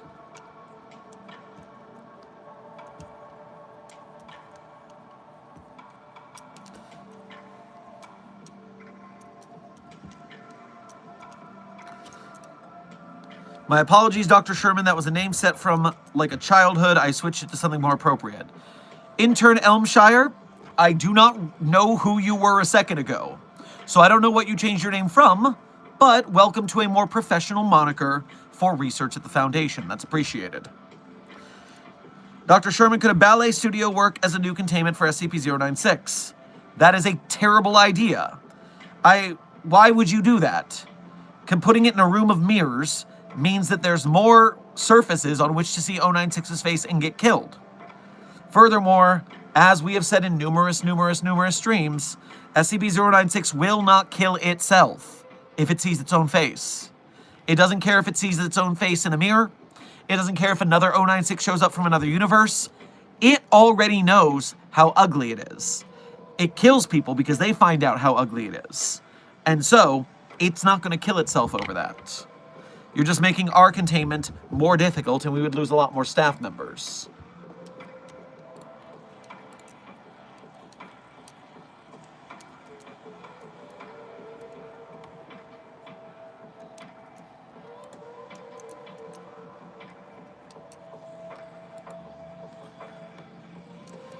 Mittens, thank you for your first donation to today's stream, as well as being a member.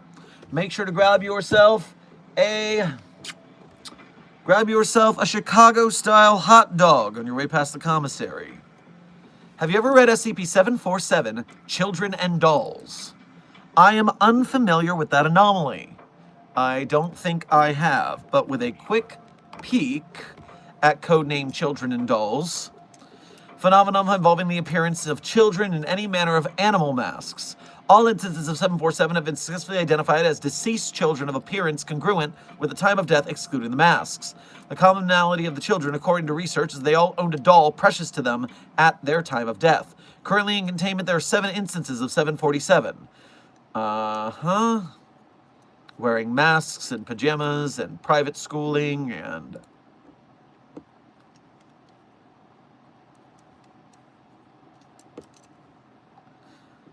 And apparently the children are turning into dolls in some manner. The ghost children, I guess. I'm not going to read this whole thing on stream. It would take a bit, but I wonder how. What is it about SCP-747 that interests you? Tell me why you were so generous to bring it up in stream. I'm interested. While we wait for researcher Mittens to reply, Desk, when Mittens replies to that, let me know. But Chrysadar Wolfboy, thank you for donating again as well. According to Google AI, the original 1929 Popeye comic strip character entered the U.S. public domain on January 1st, 2025. Technology, meaning the original comic version of Popeye the Sailor Man, can become an SCP. That is correct. And in fact, there was a, well, and very true, Meg Guy says Google AI can be wrong. So it's important to verify that with a more certain source. But what was I going to say? Yes, there was a funky article, tale on the wiki that is literally just the entirety of The Great Gatsby by F. Scott Fitzgerald, because it got into the public domain. Its title is SCP-6000-J, but J is spelled J-A-Y because of the character in the book. SCP-6000-J is The Great Gatsby by F. Scott Fitzgerald. It is in the public domain. I am stating this so I do not get banned. Item number SCP-6000-J, object class Apollyon, level 6, 6000-J classified. And then it is the entire book, The Great Gatsby by F. Scott Fitzgerald. Broken up by chapters, going down, all the way through it, at a plus 200 ranking on the SCP Wiki. In case it wasn't clear, this uses certain sections of The Great Gatsby by F. Scott Fitzgerald, which is under public domain.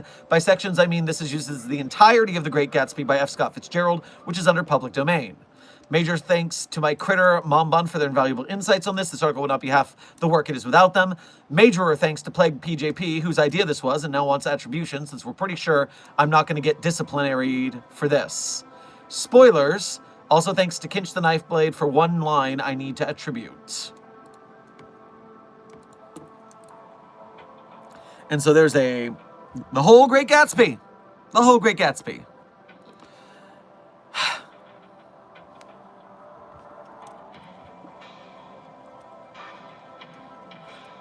Desk, you have let me know. Wait, first of all, General Grimm, thank you for gifting 5 memberships to today's Containment Hazard Assessment team. If you got those memberships, make sure to thank General Grimm for their generosity in granting you promotions. And General Grimm, grab yourself some waffles on your way past the commissary.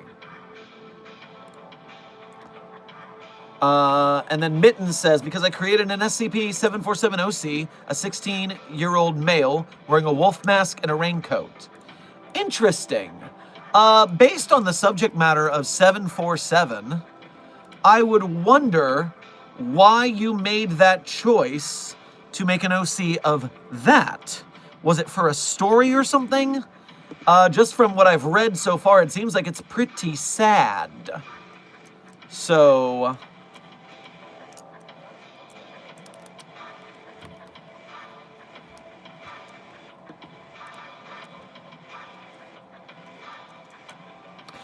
how long has this stream been going on for? Can someone tell me? The time check right now, we have been going for 1 hour and 40 minutes. We are likely going on for a total of 2 to 3 hours, somewhere in that ballpark. Therefore, we have about an hour and 20 at the maximum left.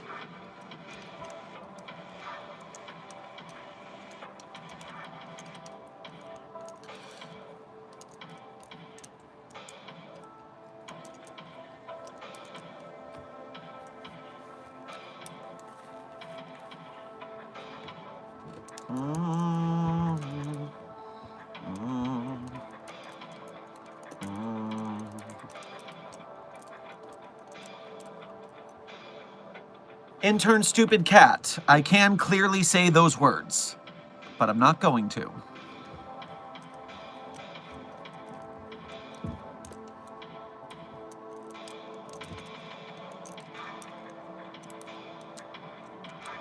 I want to get better at RPing as 049, not going to lie, but it's hard to think of ways to be in character. SCP-049, what you would want to do first is read as many stories that include SCP-049 as there are. In order to help you with that, I will show you something very fun. When you go onto the SCP database, any article, any page, you're going to see the sidebar here, and you're going to see the series. So we're talking about 049, that is a Series 1 article. Once we're here, you see this lighter link, because I click it all the time, SCP Series 1 Tales Edition. This puts any tales on the wiki with that anomaly as a feature into listing underneath it. And so if I go down to SCP-049, then of course there's a whole bunch of stories because that's a popular character.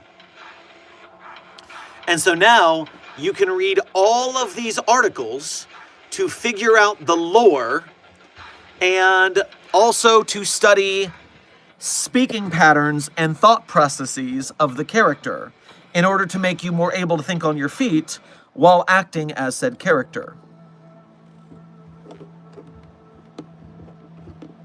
A very good way to get better at performing, and especially improv, is to get better at knowledge. If you know a lot about the character, you are more likely to be able to think how they would think and react without having to think too hard.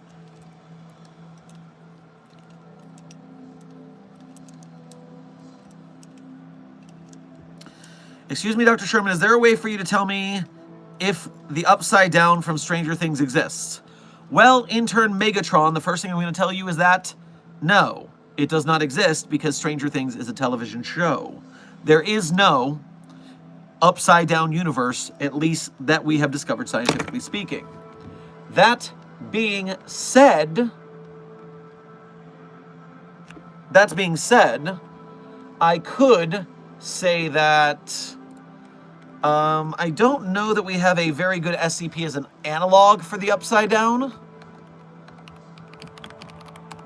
We have a lot of alternate dimensions. Perhaps someone will bring up SCPs that are similar in conversation.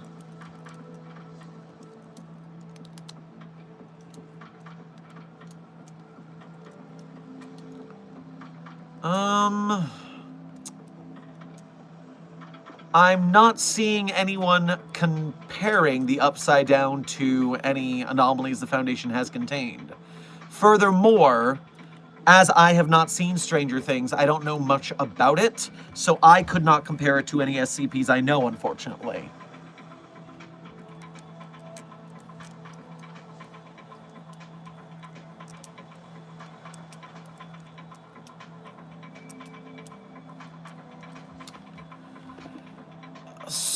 Intern Strazixt, thank you for your first donation to today's stream. Grab yourself some rice pudding on your way past the commissary.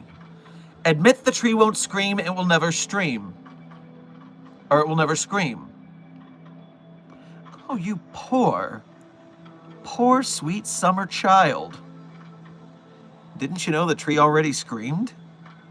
You missed that one? You missed that stream?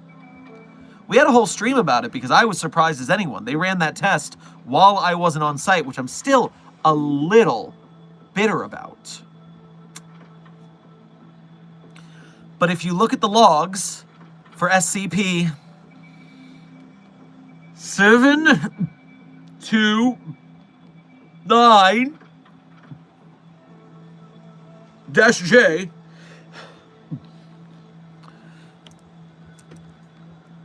as of December 3rd, 2025 at 9:52 p.m. Eastern Standard Time, it has been confirmed that that thing has made the tree scream. Until further notice, it is wiki canon.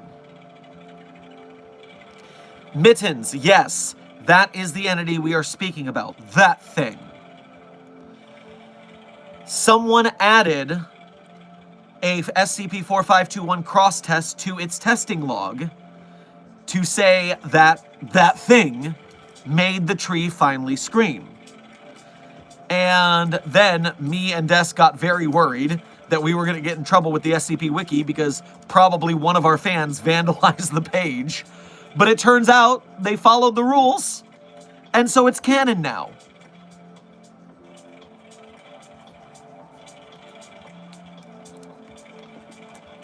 Strazix, thank you for donating again.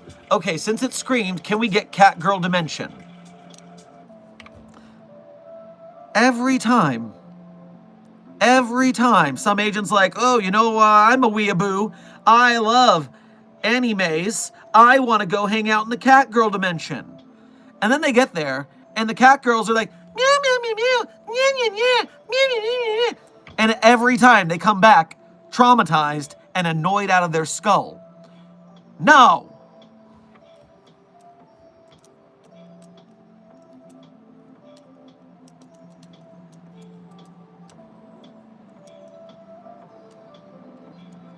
I saw a Ko-Fi notification. Let me get that before I forget it. Chris the Dire Wolf Boy. Hey, Chris the Dire Wolf Boy, you're not using that name on Ko-Fi or YouTube anymore. At least usually on Ko-Fi, you had the nickname still. Do you want me to refer to you as simply Chris at this point? Let me know when you can. Des, keep an eye out for Christopher Thompson's response. Oh, and thank you for donating to the Ko-Fi, which, of course, has far less fees than YouTube Super Chats, so we appreciate you going through the effort by donating there.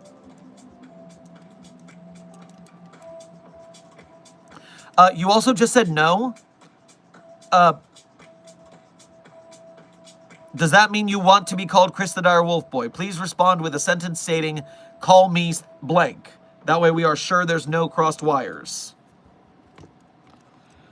And you sent a article from NPR showing that Popeye has gone into the public domain. Very interesting. Popeye, Tintin, and more will enter public domain in the new year. January 1 marks the dawn of a new era for Popeye and Tintin. This includes classic like Virginia Woolf's book, A Room of One's Own, the Fats Waller song, Ain't Misbehavin', and the Marx Brothers' first feature film, The Coconuts. Because copyright law terms expire after 95 years. All of the works entering public domain next year from 1929. Okay, so this is December 26th of last year. So these are all now public domain because they were after last year. Cool, I wonder what's entering the public domain as of next year.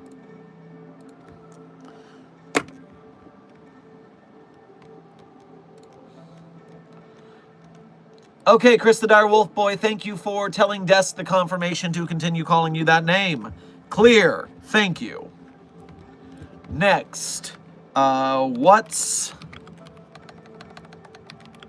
becoming public domain in 2026?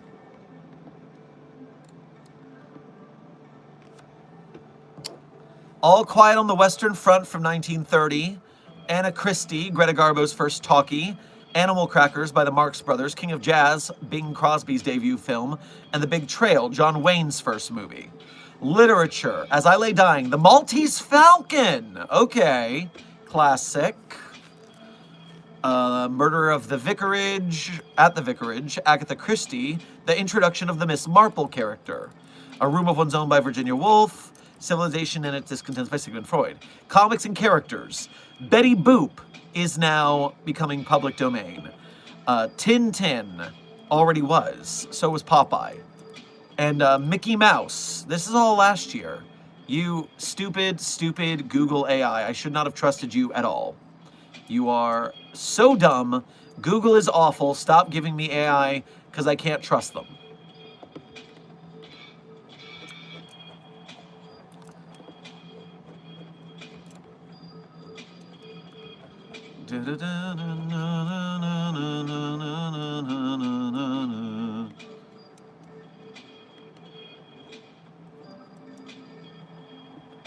Okay, annoying.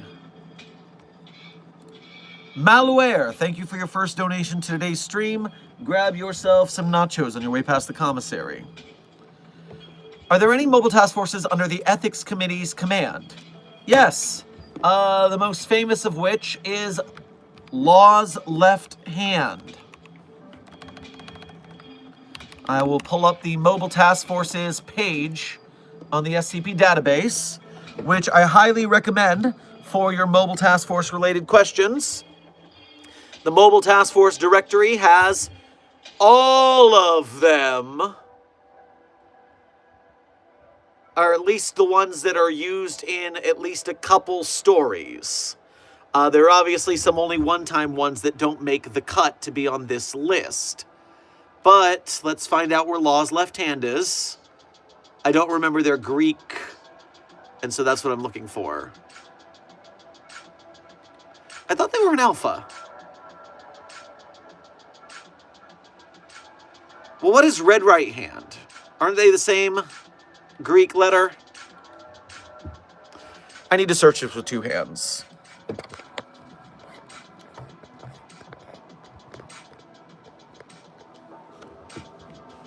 Control F, Law. Law, Asimov's Lawbringers, damn feds. Omega, that's what they are, Omega. Law's Left Hand, Mobile Task Force Omega 1, as compared to Alpha 1, Red Right Hand. So, the O5s have the Alphas, the Ethics Committee has the Omegas. Answers only to the Ethics Committee counterpart to O5's Red Right Hand. Empowered to remove or execute high-ranking Foundation personnel if they are determined to be acting unethically. And yet, Dr. Christopher Burns still lives. Good work, Law's Left Hand.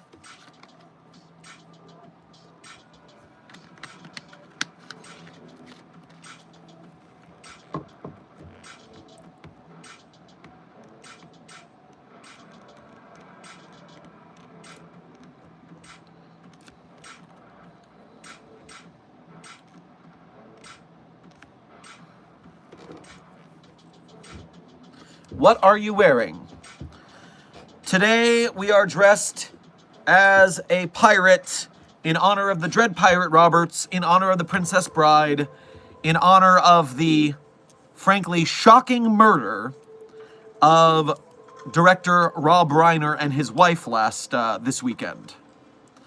Sheesh. R.I.P. to the king of movies, man. Holy shit.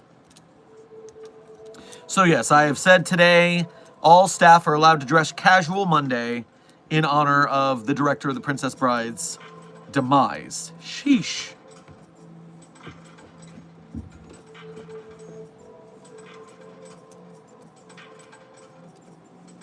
Dr. Sherman, do you have a favorite ice cream? Mostly the ice cream I ate today tasted like hand sanitizer. It was coffee ice cream. I have no regrets.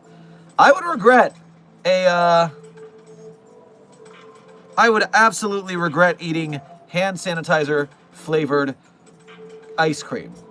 That's not great. But if I were to do, my favorite ice cream doesn't exist anymore. They discontinued the flavor. Ben & Jerry's had a flavor back in the day called Dublin Mudslide. And I used to work for a Ben & Jerry's, and so I got as much as I wanted. It was great. Have you ever wondered why there are so many SCP games? It's like the Chaos people are making them. Well, intern oof, in a universe where the SCP Foundation were real, that would be very frustrating. But in a universe at our pataphysical narrative level, it's actually quite awesome that so many SCP games are happening, and that's why I, as well as you guys in the Containment Hazard Assessment Team, who are members of Mobile Task Force Psi-42, are continually trying to boost the SCP Wiki and the authors, artists, animators, game devs, filmmakers, etc., to get more SCP movies and games and cool stuff like that. Do you know of any anomalous YouTubing tactics? I'm joking about anomalous unless. Intern Barker.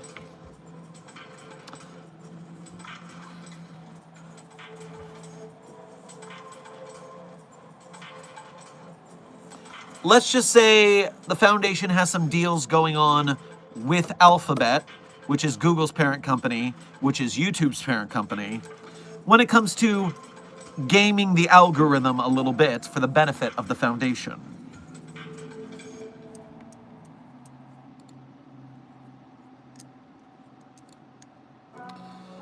Strazixt, thank you for donating again. Do we know where SCP-4885 is? Just making sure. We have artificial intelligences that keep track of that for a reason. We are not going to get Waldo'd up in here, up in here.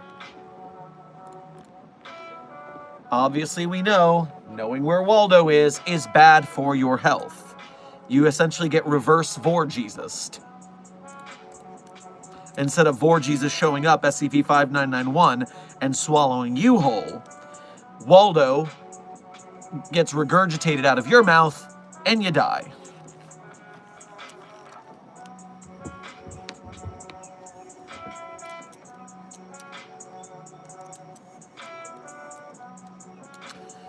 Yes, there is an anomalous gumball machine working in accounting. It is famously caustic and sarcastic and hilarious.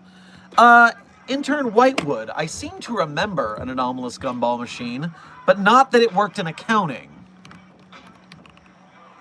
I remember a talking gumball machine that was claiming to be a site director. That would be SCP-5595, a United States gumball machine of unknown origin. Despite its appearance, SCP-5595 is sapient, sentient, and capable of speech in English. Its voice is highly modulated and barely intelligible at times. SCP-5595's personality has been described as variably boisterous, sarcastic, and rude. And it claims to be Site Director Jeffrey Quincy Harrison III.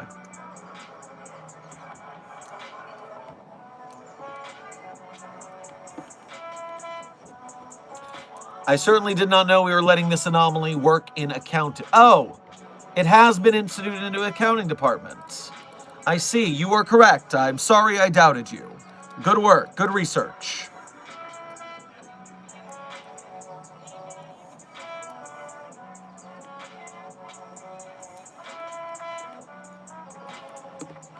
It's been so long since I read that one, I must have forgot the ending. Dr. Sherman, what is your favorite SCP? Intern Smolest Boy. I always tell you my favorite SCP is at the end of stream. It's a bit of a tradition around these parts. It's part of the outro. And so right now we are 2 hours into stream, meaning somewhere in the next hour we're signing off. I don't know if we're going to make it the full hour or not. We'll see how the energy with the chat as well as myself is going. But in the meantime, if you want to know early, you could always donate to just get me to say it early. Or you could just skip to yesterday's stream VOD, skip to the end and watch it, and you can cheat like that as well. There are several outs for that rule.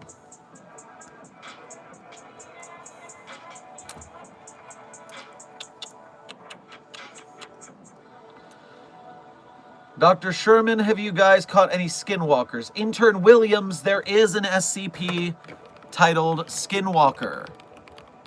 It is SCP-2750. SCP-2750 is titled Navajo Skinwalkers. So you can look at SCP-2750 for that entry.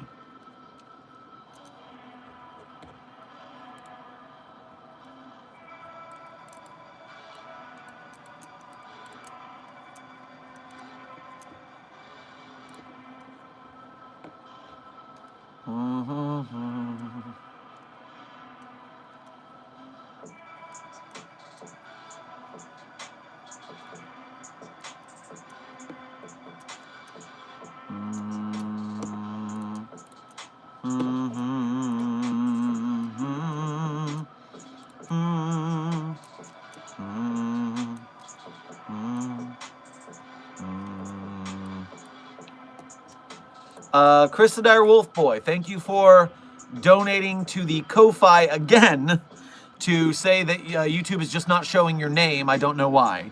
Yeah, a couple of weeks ago to a month or so ago, it started doing the @ symbol usernames for everybody. And so it's been rolled out, and now it's this forever, it seems. Very frustrating. Bro, why are most of your hair pink or something?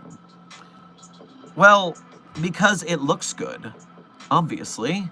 Tropical sunset vibes, a gradient. Red and pink and orange and yellow. It's called style. Try it sometime. Look under channel settings, it can be changed. Interesting, Dr. Smythe.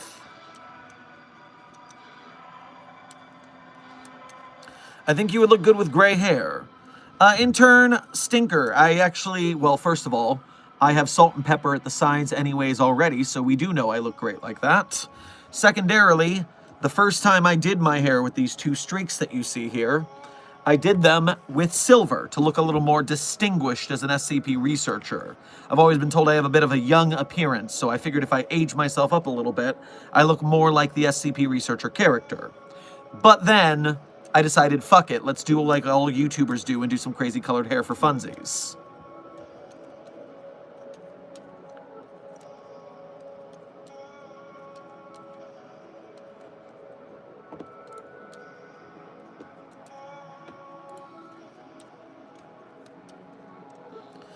What will happen if we put all the SCP kids in one room? What will happen? Intern Wilson sounds like a terrible idea. There's so many of them. I don't think we could get a big enough room, let alone what all their abilities would do interacting with each other unpredictably.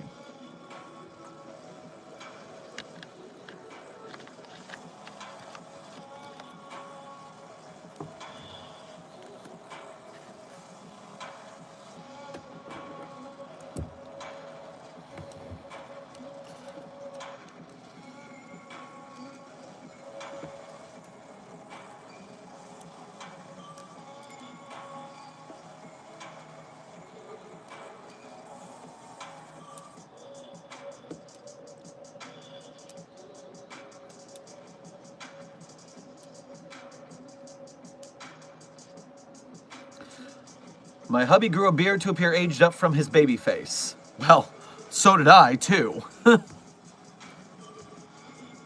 Are you familiar with the Site-19 incident? Intern Plane, I'm gonna need you to be a little more specific. There are a lot of incidents at Site-19. They get a little wacky with it over there. A little silly mode from time to time. Will you ever do anything like your SCP-3008 role-play murder mystery again? Intern Caffeine-Induced Gaming, I would love to. A reminder that that wasn't myself, the project that I put on. I was the filmographer journalist on behalf of the SCP community. That group that put on that show was called Last Call Theater, based in Los Angeles, California. And so they informed me that they were doing some SCP shows, and I enlisted myself and, depending on the show, some cast members of friends from the SCP community to come film that show so that the whole internet could enjoy them, not just the people in Los Angeles.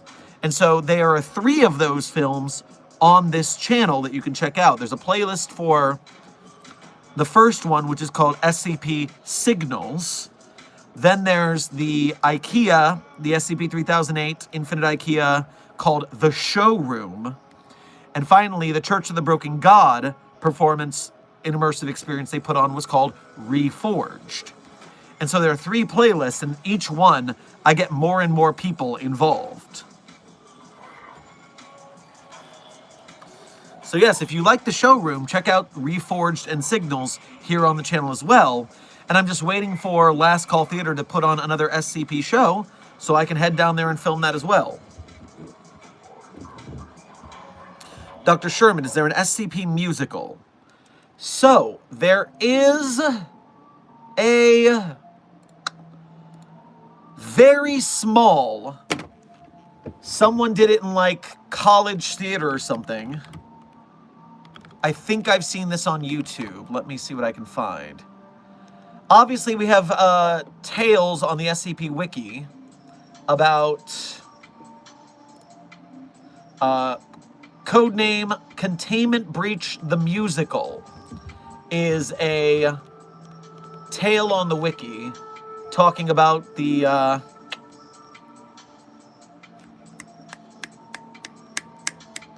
prospective plot of SCP Containment Breach the Musical.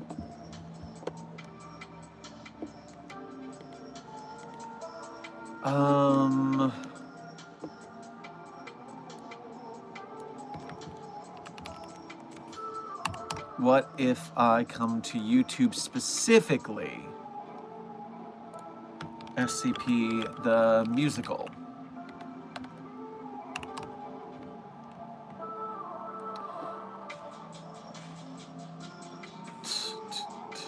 So, of course, people have made songs about the SCP Foundation, but I can't seem to find that YouTube video I saw of someone doing their SCP musical in like a college theater scenario. I'm nearly sure it exists, but it's out there somewhere.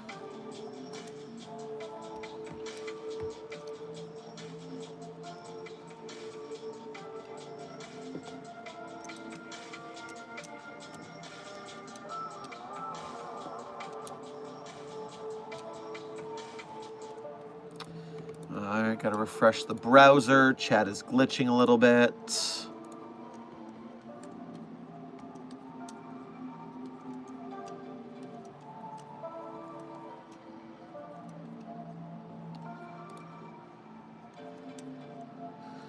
Dr. Sherman, can I give SCP-999 and 72? Oh, SJ! Soda.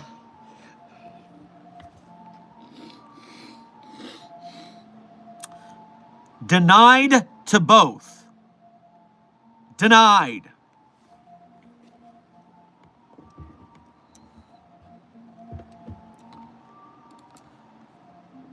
Hey, Dr. Sherman, who would win, SCP-3812 or the Scarlet King? Based on power set alone, SCP-3812 would win hands down, no question.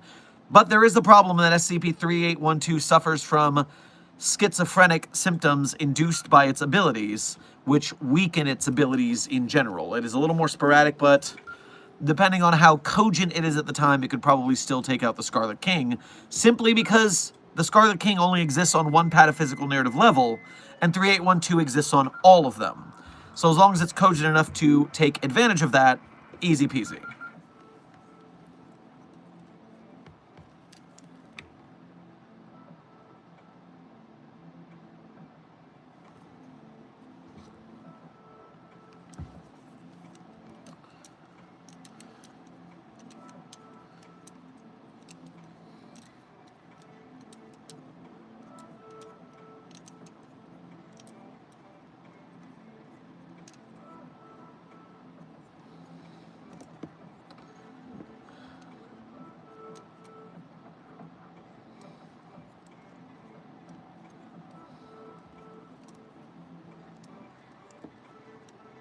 So Betty Boop is about to be public domain, but only the dog version, not the much more famous and iconic human version. Okay, so the furries will be having a good time. I see.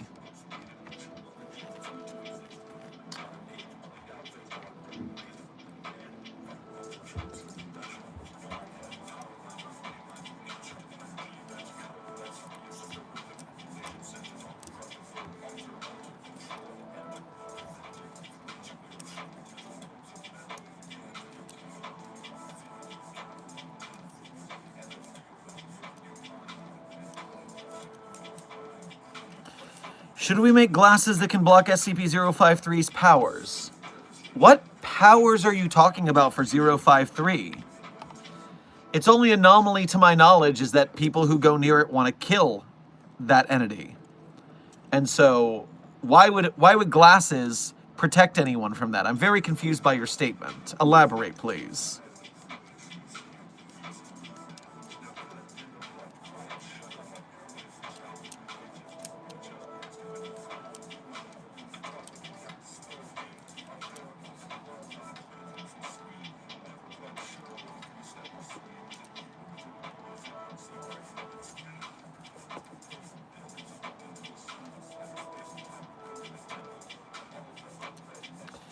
Excuse me, Dr. Sherman, how can I learn to spin a pen the way you do, and is it an easy skill to pick up?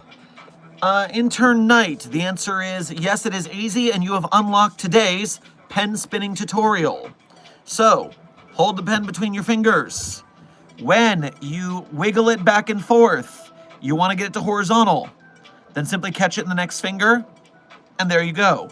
Horizontal catch, over the top, under, over, under. You can go the other way. Learn to do this both ways. It is easier to practice palm up because gravity helps keep the pen in your hand. If you do it palm down, you're basically doing the 50 times Earth gravity training of pen spinning. And of course, then you just naturally do it.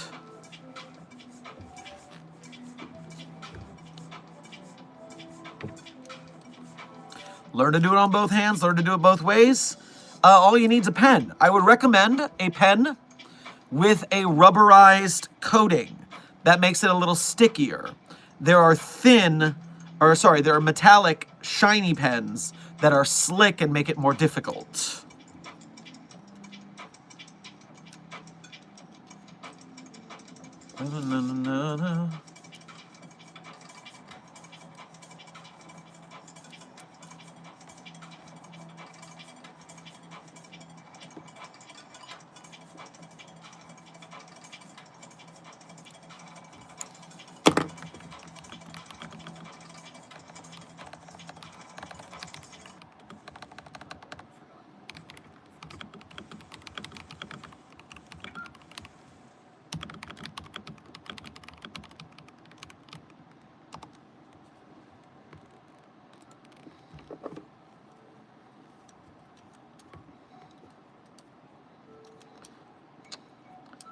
Can you do the spin in an anti-gravity field? Well, I would imagine you could spin an anti-gravity because you're still holding it between your fingers and moving it. Gravity is not so much involved in that sense. So, yeah, I imagine you could do that. But I would love to see if there's a video of an astronaut doing that or something like that to prove it. I don't have any plans to going to space anytime soon. Asa Wilson, how would you make a glasses that causes the effects of 053 to be nullified? Because you're suggesting that like it's a thing we can just do.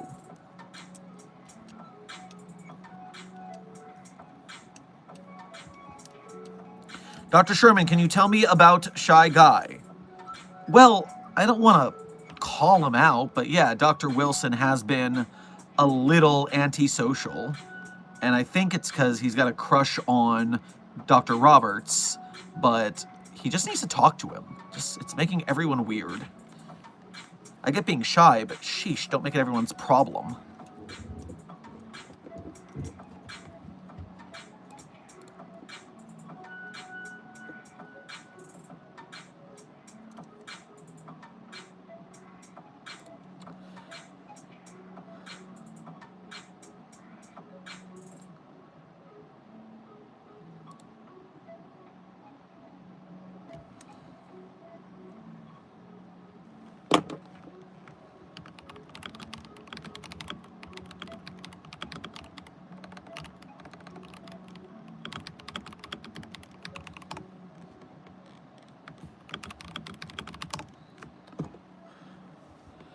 Okay, clear. Sorry, needed a second. Back channel talk. Excuse me, Dr. Sherman, but are we allowed to make SCP researcher OCs even if we aren't part of the Discord, wiki, etc.? What you're talking about there, Paper Dragon Paws. I like to reckon this as the tiered structure of the SCP community. So if you look at any normal fandom, such as, let's say Marvel. The Marvel fandom structure, you have at the very, very top of the structure of lore, the people who actually make the Marvel stuff. The filmmakers who make Marvel movies, the writers and illustrators who make Marvel comics, they create Marvel intellectual property.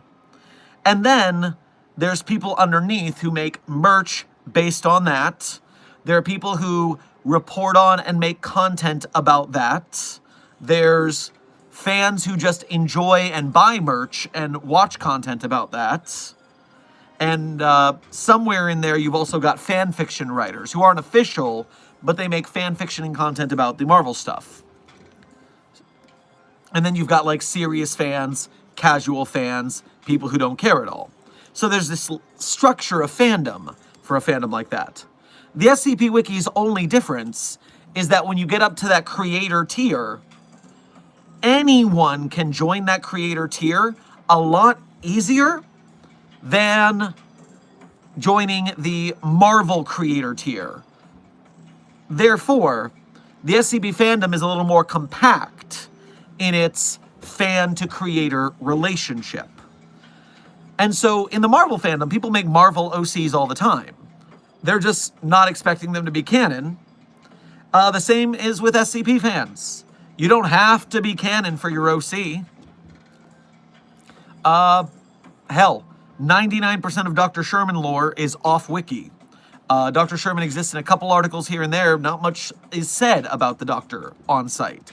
Everything that makes up Dr. Theron Sherman as a character is off-wiki stuff that I have done through the Site42 platforms. And so, I mean, yeah, go nuts. Make your OC, do what you want to do.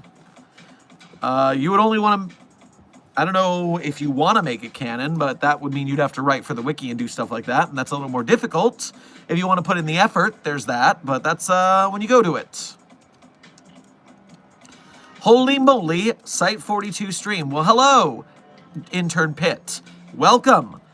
We've been streaming daily for 8 months, but this might just be the first time you saw us. Welcome.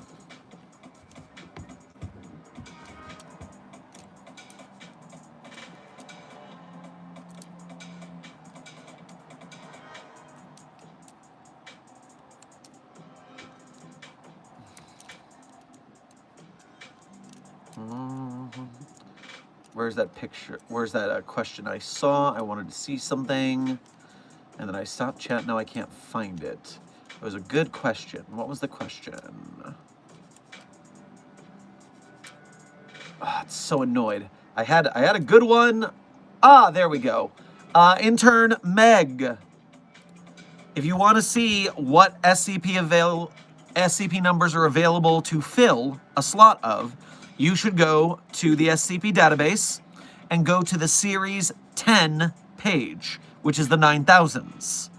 Inside the Series 10 page, every article that has the title Access Denied, that means there's no article there and the number is free to use.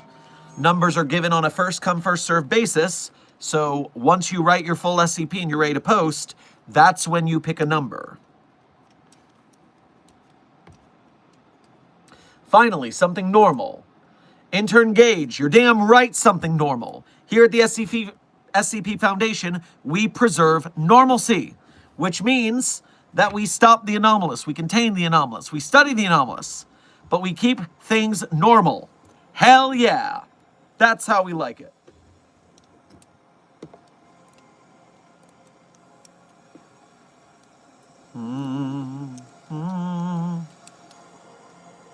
There's still a handful of 8,000 left. Probably, Puppy Turtle. Probably. I believe that.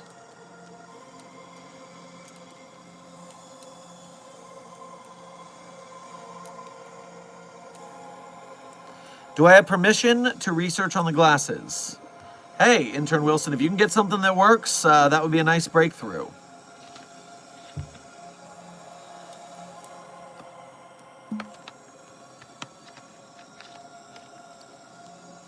Hey, Dr. Sherman, is there a Dungeons & Dragons SCP? Intern Huntley, not only... So, let me put it to you like this. Dungeons & Dragons itself? No. To my knowledge. But what I can offer you is SCP-7006, codename Initiative, which is a custom tabletop campaign with multiple modules that exists in Universe of SCP as a ritual to contain anomalies. And you are able to look at the rules, choose your characters, and play those modules in the SCP-7006 document. So SCP-7006, there you go. If you want to play some SCP tabletop game, super officially.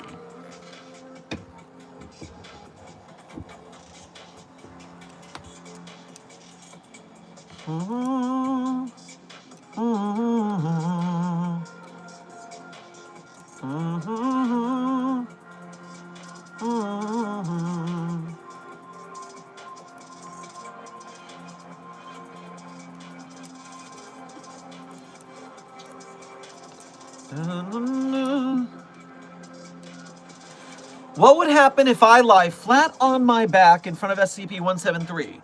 Because he, first of all, it's a sculpture. It's an anomaly, not a person. It's an it, not a he. Please practice proper pronoun parlance protocols at the Foundation. Secondly, it snaps people's necks, but it technically can't do that since it does it behind your back. It doesn't always do it behind your back. It only snaps your neck when you close your eyes, / don't look at it. So you can be facing 173 dead on, and then when you close your eyes, you die. Your neck can be snapped from the front, remember. Furthermore, if people lie on the ground, then I imagine two things will happen once they blink. Number one, SCP-173 could easily use its base, maybe legs depending on the iteration, to simply snap your neck through a horizontal impact. Furthermore, I also imagine 173 could just crush you and snap your neck that way. Either way, you're not going to make it. Lying on your back will not protect you. What if they're NB? Paper Dragon Pause, are you talking about pronouns for anomalies and whether they are non-binary or not? And yes, desk. ENBY, NB, is short for the letters NB, which is non-binary. Terminology. So are you asking if we would use pronouns for people if they were non-binary and anomalous? Because the answer is we would still call them its regardless of any pronouns. If they are an it's it pronoun user, that's just lucky for them that we're going to call them what they want to be called. But we're not doing it on purpose.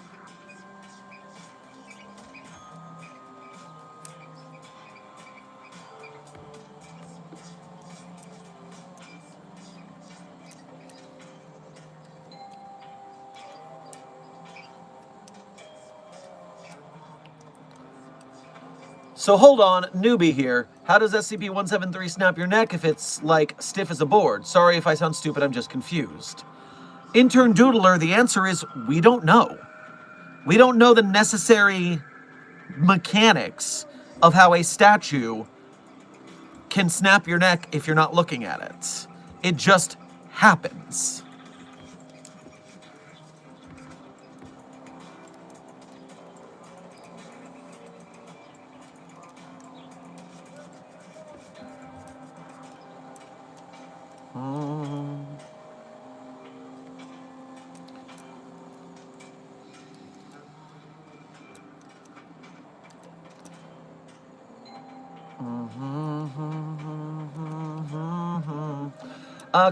Caffeine-induced gaming. That is the kind of question you should put into my business email address, located in the support link, which is pinned in the chat or in the description, to talk shop about something like that.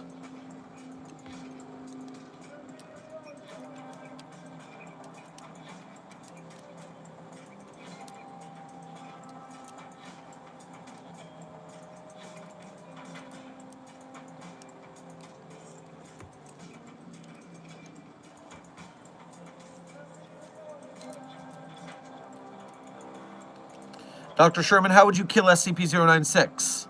Well, Intern Maynard, I wouldn't. Otherwise, we wouldn't be able to test on it anymore, so I would not decommission that anomaly.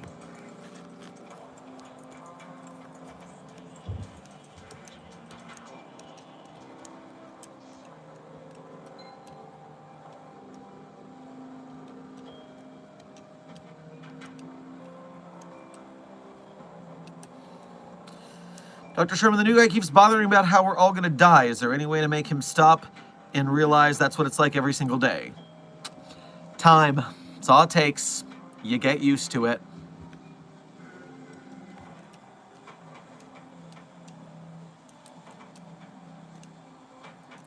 O96 is dead, though. Intern Lime only in very certain universes, not the majority of them.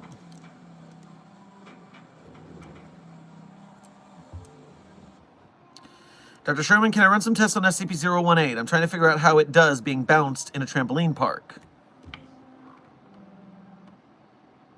What result are you expecting to get?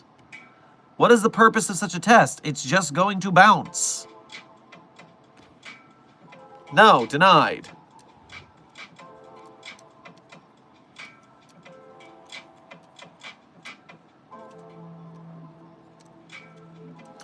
Doctor, what is the Cup of Joe incident? Intern Cat, the Cup of Joe incident is a well-publicized, baffling scenario regarding SCP-294, the coffee machine that can dispense almost any liquid.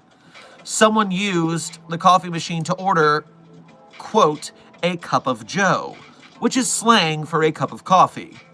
Unfortunately, an agent named Joseph was nearby, and so instead of dispensing coffee, it expelled certain interior fluids of Agent Joseph's body, which then caused Agent Joseph to need medical care. Please do not order a cup of Joe if there are any Joes nearby. Or do not order a cup of Joe at all, just order a cup of coffee.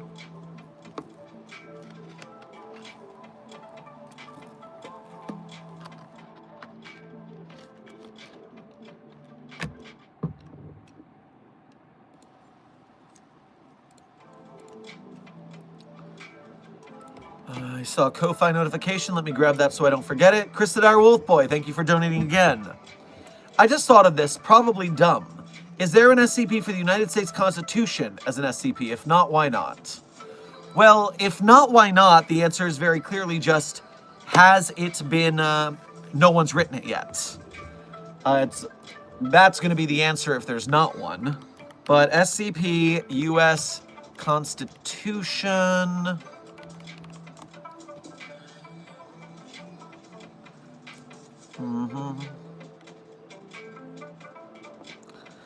SCP-4553 is a sapient anthropomorphic mass of worms which is actively campaigning for the position of a United States congressional representative.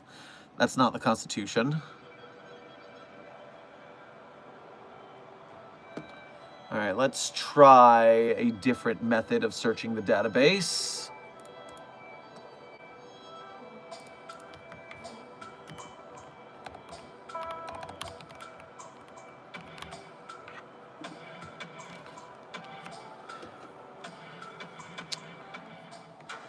Constitution. Amendment to the U.S. Constitution. It's in the state constitution.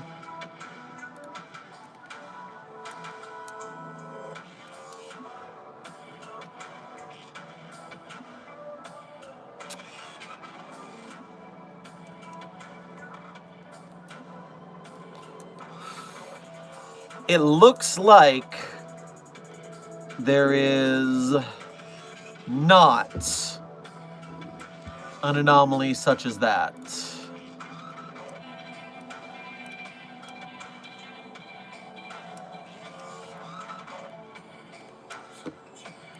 So, yeah, maybe you're the one to write an SCP about the U.S. Constitution. Marketable plushie Dr. Sherman when? Intern Leg Void.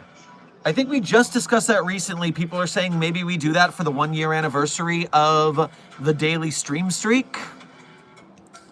I'm considering it. That would put us in March, April for such a thing.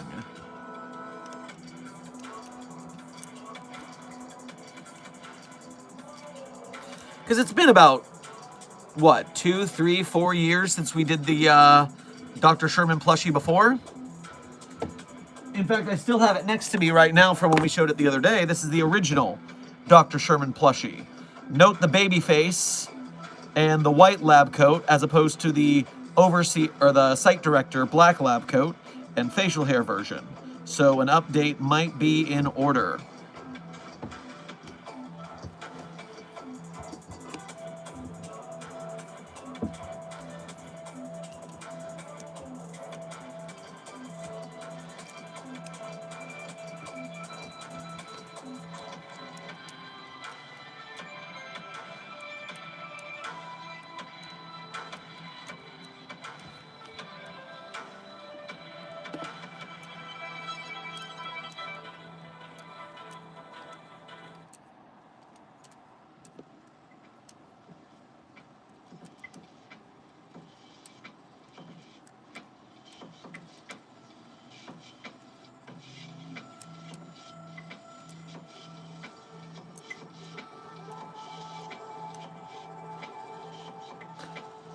Doctor, if you ask the any liquid machine for plasma, what type would it get you? Blood plasma or the other type? That is a great question, and it could cause a lot of trouble. So I don't really want to test it outside of some very, very well secure testing protocols.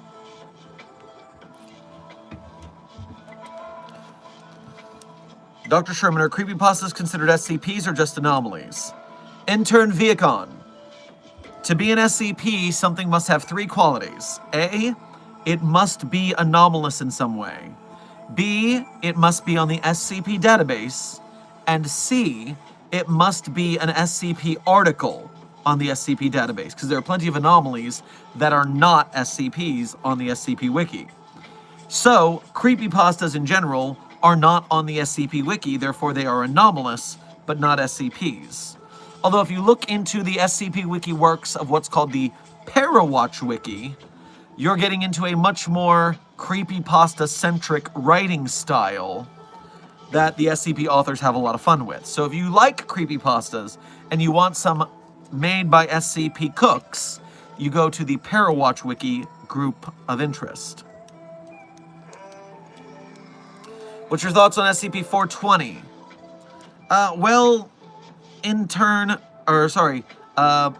Bell, the nine-tailed fox. The answer is, don't drink it.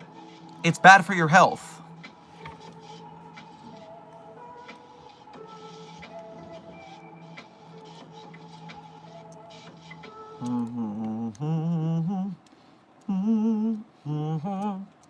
Is SCP real? Intern Lime, SCP is not real. It is a creative writing community and fandom.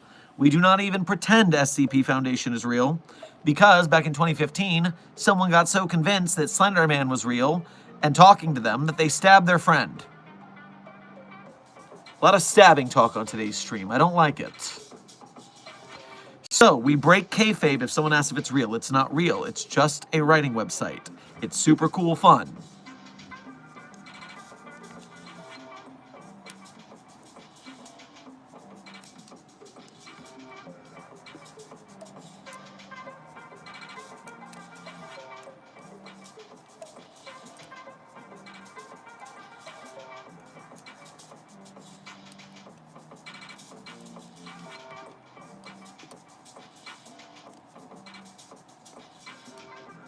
For Comic-Con, I'm going as Chaos Insurgency. Good, Intern Nico. Go and root out any Chaos Insurgency agents who try to befriend you, and then we can take more steps toward knocking the CI out so they stop bothering us. By the way, time check, Site 42 staff. We currently have 25 minutes left in stream. 25 minutes until the end, so get your last questions in. Chris the Dire Wolfboy, thank you for donating to the Ko-Fi again. One of the anomaly's effects could be anyone who says there should be laws forbidding the right to bear arms grow bear arms if they have a position to make laws.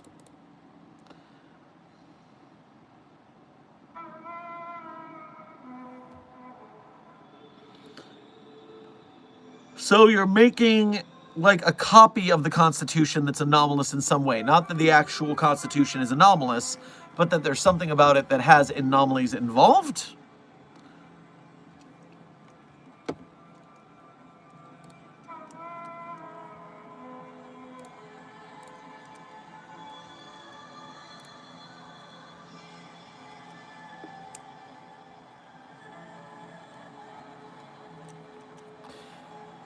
You should make an SCP-7.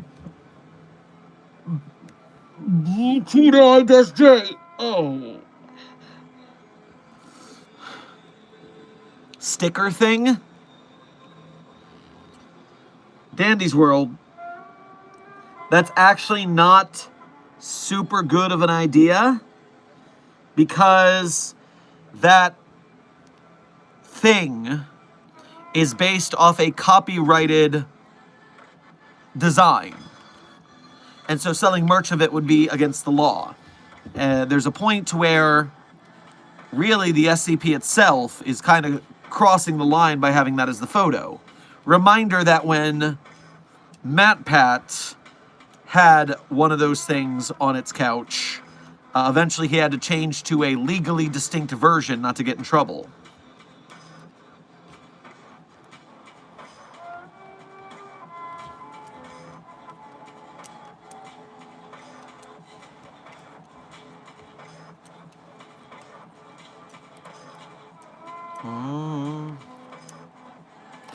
If the coffee machine knows exactly what you think the world's greatest drink is based on your own taste, is likely able to create it via intuition that it reads off of you.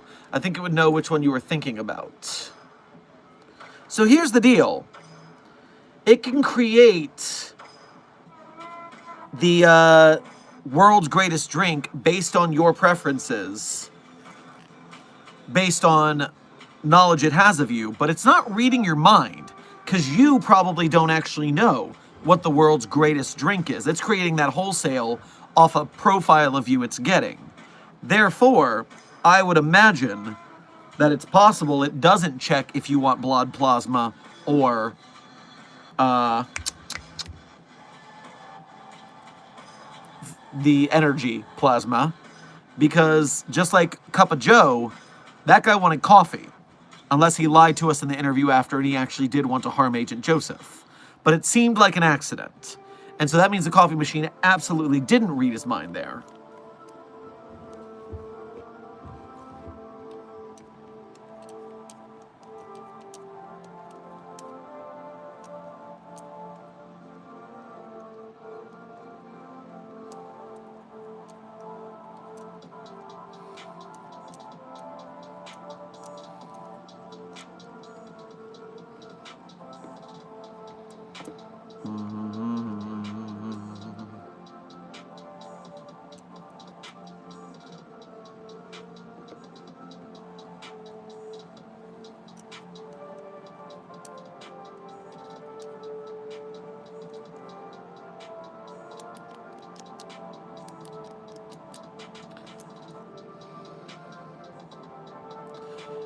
Okay, how does SCP-999 taste? Well, consider how linked taste and scent are. We know that SCP-999 smells like your favorite smell. Somehow it smells different to every person. That leads to the assumption it probably tastes different to every person.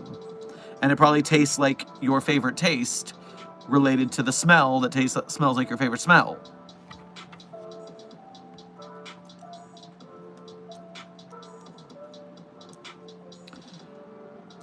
Hey, what's going on? What's up with the black coat, Doc? Intern Solar Blaze, you should go to the beginning of the stream VOD to see why I am currently dressed as a pirate in detail. Suffice it to say, we are honoring the now dead director of the movie The Princess Bride, among many other great films. The man's was brutally murdered over the weekend, which is very sad. So, casual Monday, dress like you want to. I dress like a pirate to honor the fallen.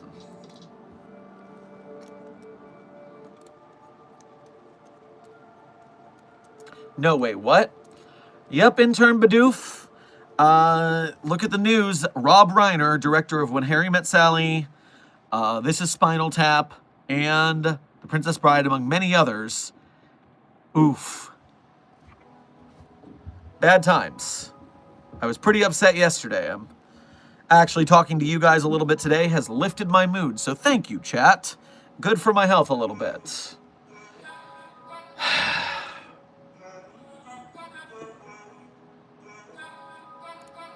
I saw a Ko-Fi notification in. Chris the Dire Wolf Boy, thank you for donating again. It probably just gives SCP-420-J as a liquid, the asking coffee machine for best drink thing. Well,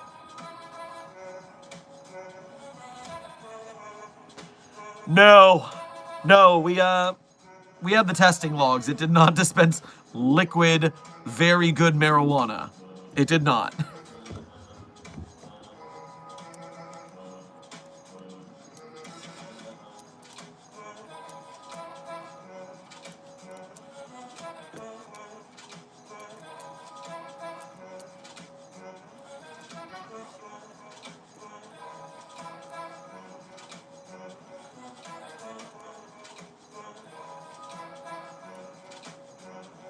Dr. Sherman, would the SCP Foundation allow merchandise based on the anomalous, like video games, toys, or plushies?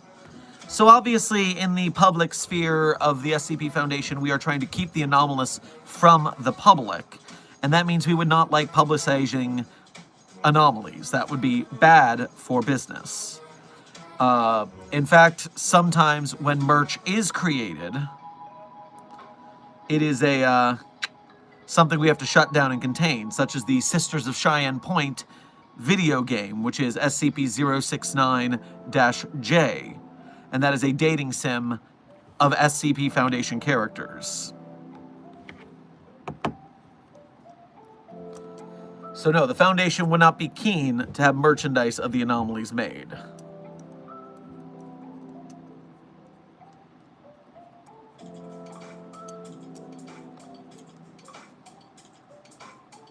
Bidoof, I feel you, man.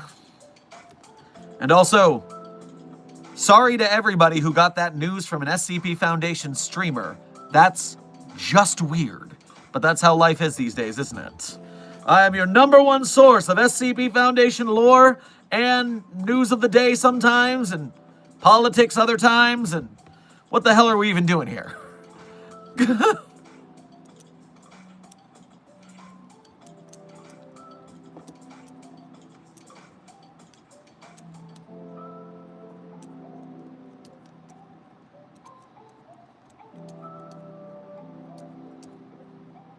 Dating sim? Wow!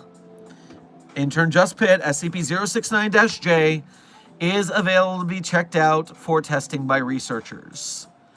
You can also, in real life, go play Doki Doki Anomaly, an SCP dating sim that is currently on Steam, featuring yours truly. Not as dateable, mind you. I am a researcher in that, and I am not dateable. But you can date SCP-096 and SCP-173 and SCP-682 in that game.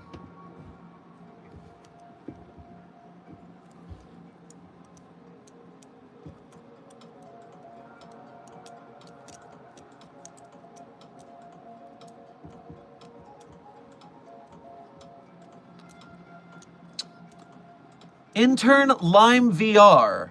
I have answered your question saying SCP is not real, as have several people in the chat. Why do you keep asking? We explained this already. You need to pay attention more.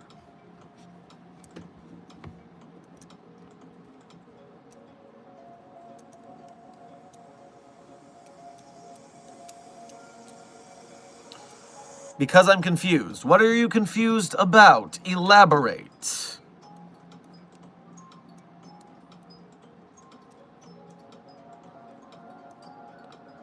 Have you heard of a Plymouth named Christine? Intern Ventidiline. You are, I'm certain, talking about a Stephen King novel, yes? I want to say thank you to Dr. Sherman in the chat for being so nice. You guys helped me through a really traumatic and hard time and got me through some awful situations. Love you guys. Hey, man, even I, as I said, I'm feeling a little better about the whole situation after talking to you guys a little bit. Good vibes, good vibes. And as I say, earlier in the stream as well, when you're in bad places, you got to take care of yourself, and you've got to find community. Those two things help most problems at least a little bit. Eating healthy, sleeping enough, not over drinking or over taking toxins of certain types that can be used recreationally. Exercise is good, good diet, good sleep, hydration, drink water, and furthermore, hanging out with friends and family who are good for your mental health and community.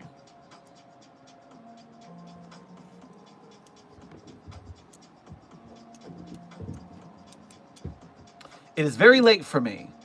Well, intern Somashera, we are currently 12 minutes from the end of stream, so don't worry, I'm logging off soon.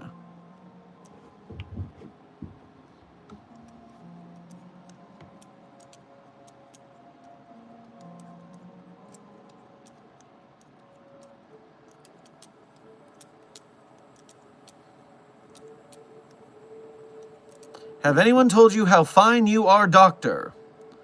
Well, despite being asexual, that doesn't mean I am not a handsome devil. My evil and sexy plans move forward regardless. Just don't go barking up the wrong tree. Searched up Doki Doki Anomaly straight away, oh wowee. Have fun, intern Pitt. At least you're not actually trying to fraternize with the anomalies. Let me get this so I don't forget it exists. Chris the Dire Wolf Boy, thank you for donating again. That doesn't mean fraternizing. Please make sure the fraternizers understand dating doesn't mean fraternizing. That's why it's the dating sim and the game. It is not something you try to do for real for real. Only for play for play.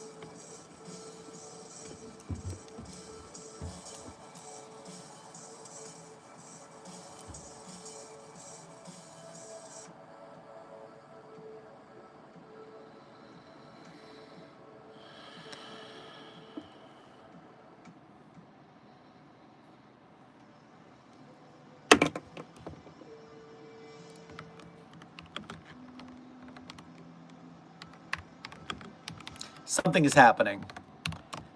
Hold on one moment. I need to know. This is...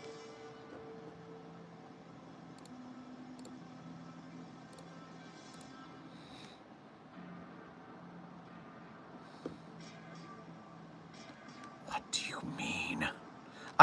I'm getting confirmation and information before I say this. Oh, sweet fancy Moses, this is a bad idea. This is a bad idea.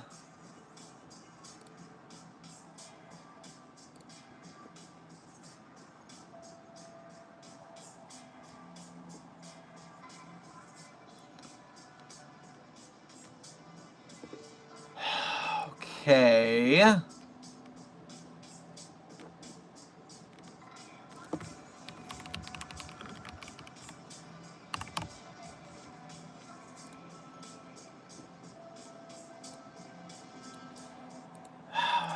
Chat, hold on to your butts. This is about to get really weird. This is about to get really weird. What do you mean there's sequels?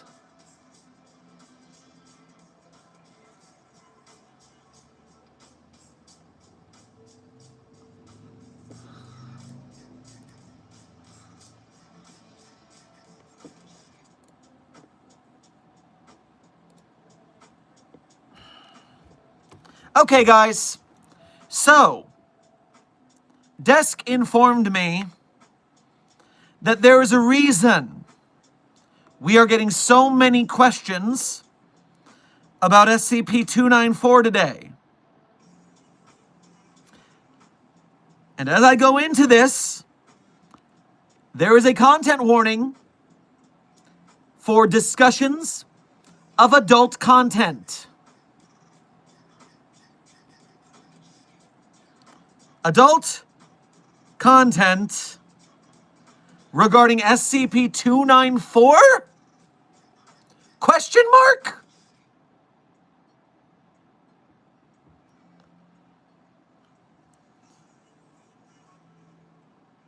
Apparently, on Steam and itch.io right now is a visual novel pornography game about the anomalous coffee machine. The game is called Anomalous Coffee Machine. There's a sequel, Anomalous Coffee Machine 2. I am just now discovering for this for the first time. I don't know what the deal is.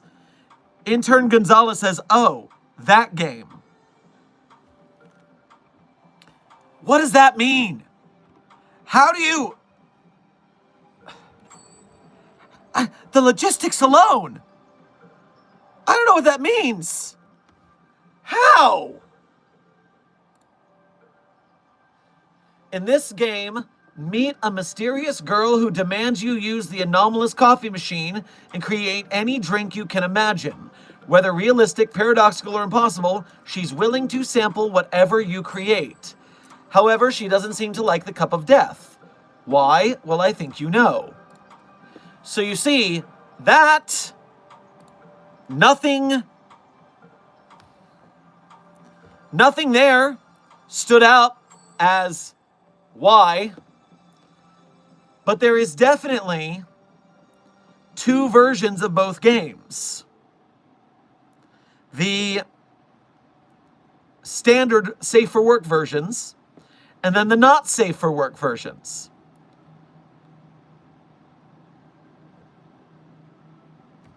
Desk is informing me through research that I am very sorry Desk has had to do, that apparently the catch here is that there's several hundred liquids you can ask for from the machine, and many of them will transform her into something or make her doink you, or transform her into something and then you will doink her, it.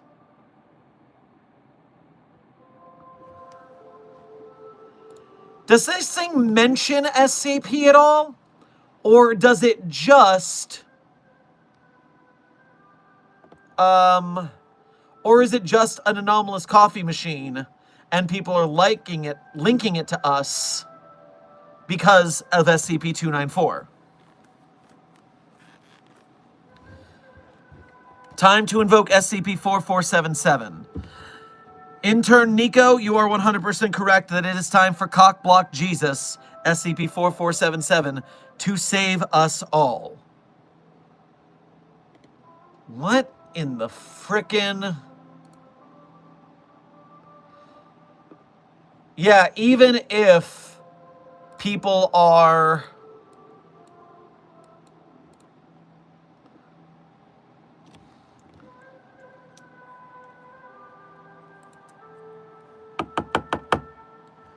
Even if the game itself doesn't mention SCP-294, YouTube videos are definitely made about this game mentioning SCP-294.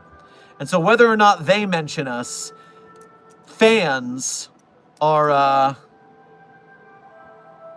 linking it to us due to the exact same subject matter. So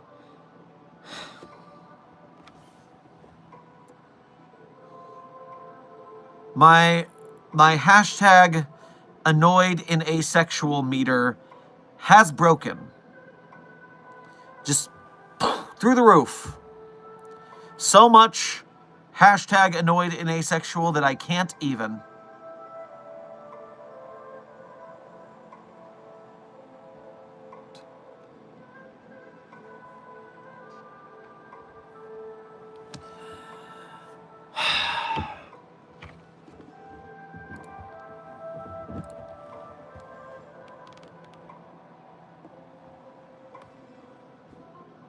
Why would one make that a thing? Well, Dr. Oram, you forgot the first rule of the internet, which is if there is a, or technically it's the 34th rule of the internet, which is if a thing exists, there will be porn made of it. In this case, an anomalous coffee machine.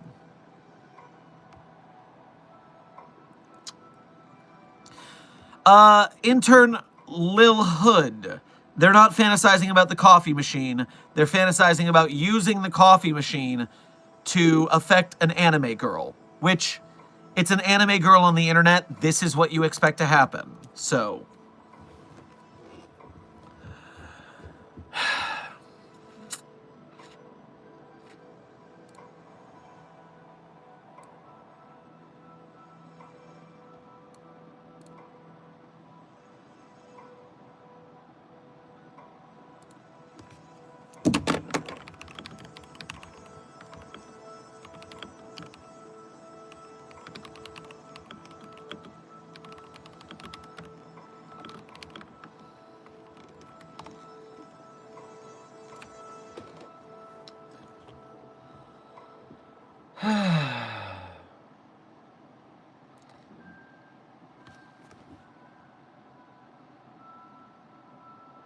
The topic of this live stream changed hella fast.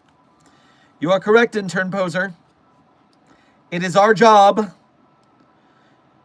to keep track of the goings-on within the SCP Foundation. It is our job to make sure everyone's caught up on what's happening. Even when we really, really, really don't want to be caught up. Son of a bitch.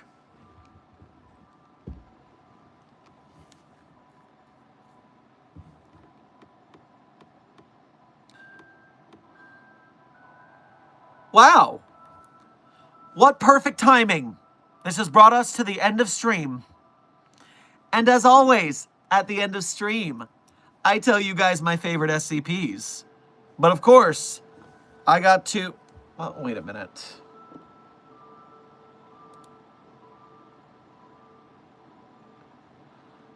Gaming Lord, you look like you're banned.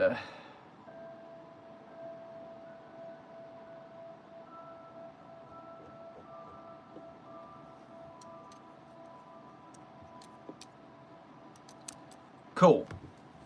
As I was saying, at the end of stream, as always, it's tradition around these parts, I tell you guys my favorite SCPs. But of course, I'm not going to tell you the SCPs I personally wrote are my favorites. That would be cheating, narcissistic. I wouldn't do that. But if you want to read the SCPs I personally wrote, you can go to the Sherman's author page in Site42 Hub on the SCP Wiki. There you can see the SCPs I personally wrote, as well as contributed voice lines or sound effects to. And on my author page, one tab over from those SCPs, there's some links. Links people are very often interested in finding, but they just don't look hard enough. They're not clever enough to make that jump, but that's not you guys. You guys can make that jump. I believe in you. And while you're there looking at those fine links, you can become a Site42 Patreon patron or YouTube channel member to donate to us monthly, or do Ko-Fi donations or YouTube Super Chats to donate to us once at a time. Either way, we appreciate your direct donations. They are the quickest way to help Site42 stay keeping the lights on, so we appreciate you greatly for that, myself and the team do. Furthermore, if you are part of the broke gang and unable to donate, and trust me, we're an arts community, starving artists are a thing for a reason, we understand, you are still a valuable and honored member of Mobile Task Force Psi-42, codenamed the Signal Boosters, if you are doing the like, share, subscribe, and comment mambo on our videos and streams, as well as on SCP projects we shout out here on the channel, such as SCP animated series or films on YouTube, games, some of them at least. And so as long as you're supporting the SCP community like that, you are a valued and honored member of Mobile Task Force Psi-42, and we appreciate you, because then we can continue to get more SCPs written by the SCP authors, more art of the SCPs made by talented artists, more games, films, animated series, merchandise, more SCP stuff all the way. So thank you, Mobile Task Force Psi-42, codename the Signal Boosters, for your service. Before my SCPs, I've got a bunch of things I got to check on real quick, but I'll tell you my favorite SCPs next. I'm just getting bombarded with messages and my browser needs to refresh. Chris the Dire Wolf Boy, thank you for donating again to warn me that there was a Ko-Fi that I missed a notification of. Thank you very much for making sure I got that. And the Ko-Fi says, from Drac, I wasn't involved, I'm in my box like a good boy. Well, good work, stay in your containment cell, and that is beneficial to everyone involved. We appreciate it. So, furthermore, without further ado, my favorite SCPs in no particular order are SCP-3999, SCP-3043, SCP-008-J, SCP-Spooky-J, SCP-5031, SCP-5175, SCP-5320, and SCP-8980. Content warning on that last one, it's a bit of a rough read. Speed round. 3999-3043-008-J, Spooky-J, 5031-5175-5320, and 8980. Content warning on the last one, it's a rough read. Site-42 staff, this has been Dr. Theron Sherman, Site Director here at Site-42. And this has been another Dr. Sherman's Office Hours, a subsidiary of the Anomalous podcast from Site-42. I hope you had fun. I hope you learned something. Be safe, be well, and as always, secure, contain, protect. Take care of yourself, take care of your loved ones. Tragedy exists in the world, but so does happiness and community. We're all in this together, and we're going to make it, people. Thank you for another stream. You cheered me up. I hope I've done the same for you. Take care, everyone.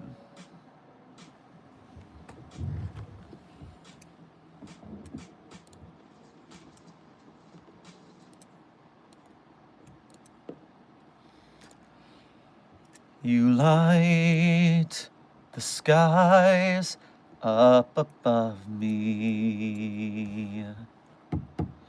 A star so bright you blind me.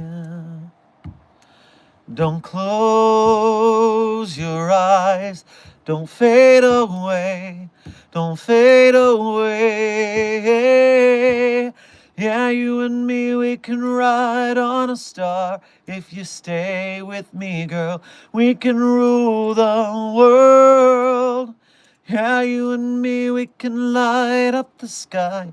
If you stay by my side, we can rule the world. The credit song is Rule the World by Take That. Be safe, be well, Site-42 staff. Secure, contain, protect.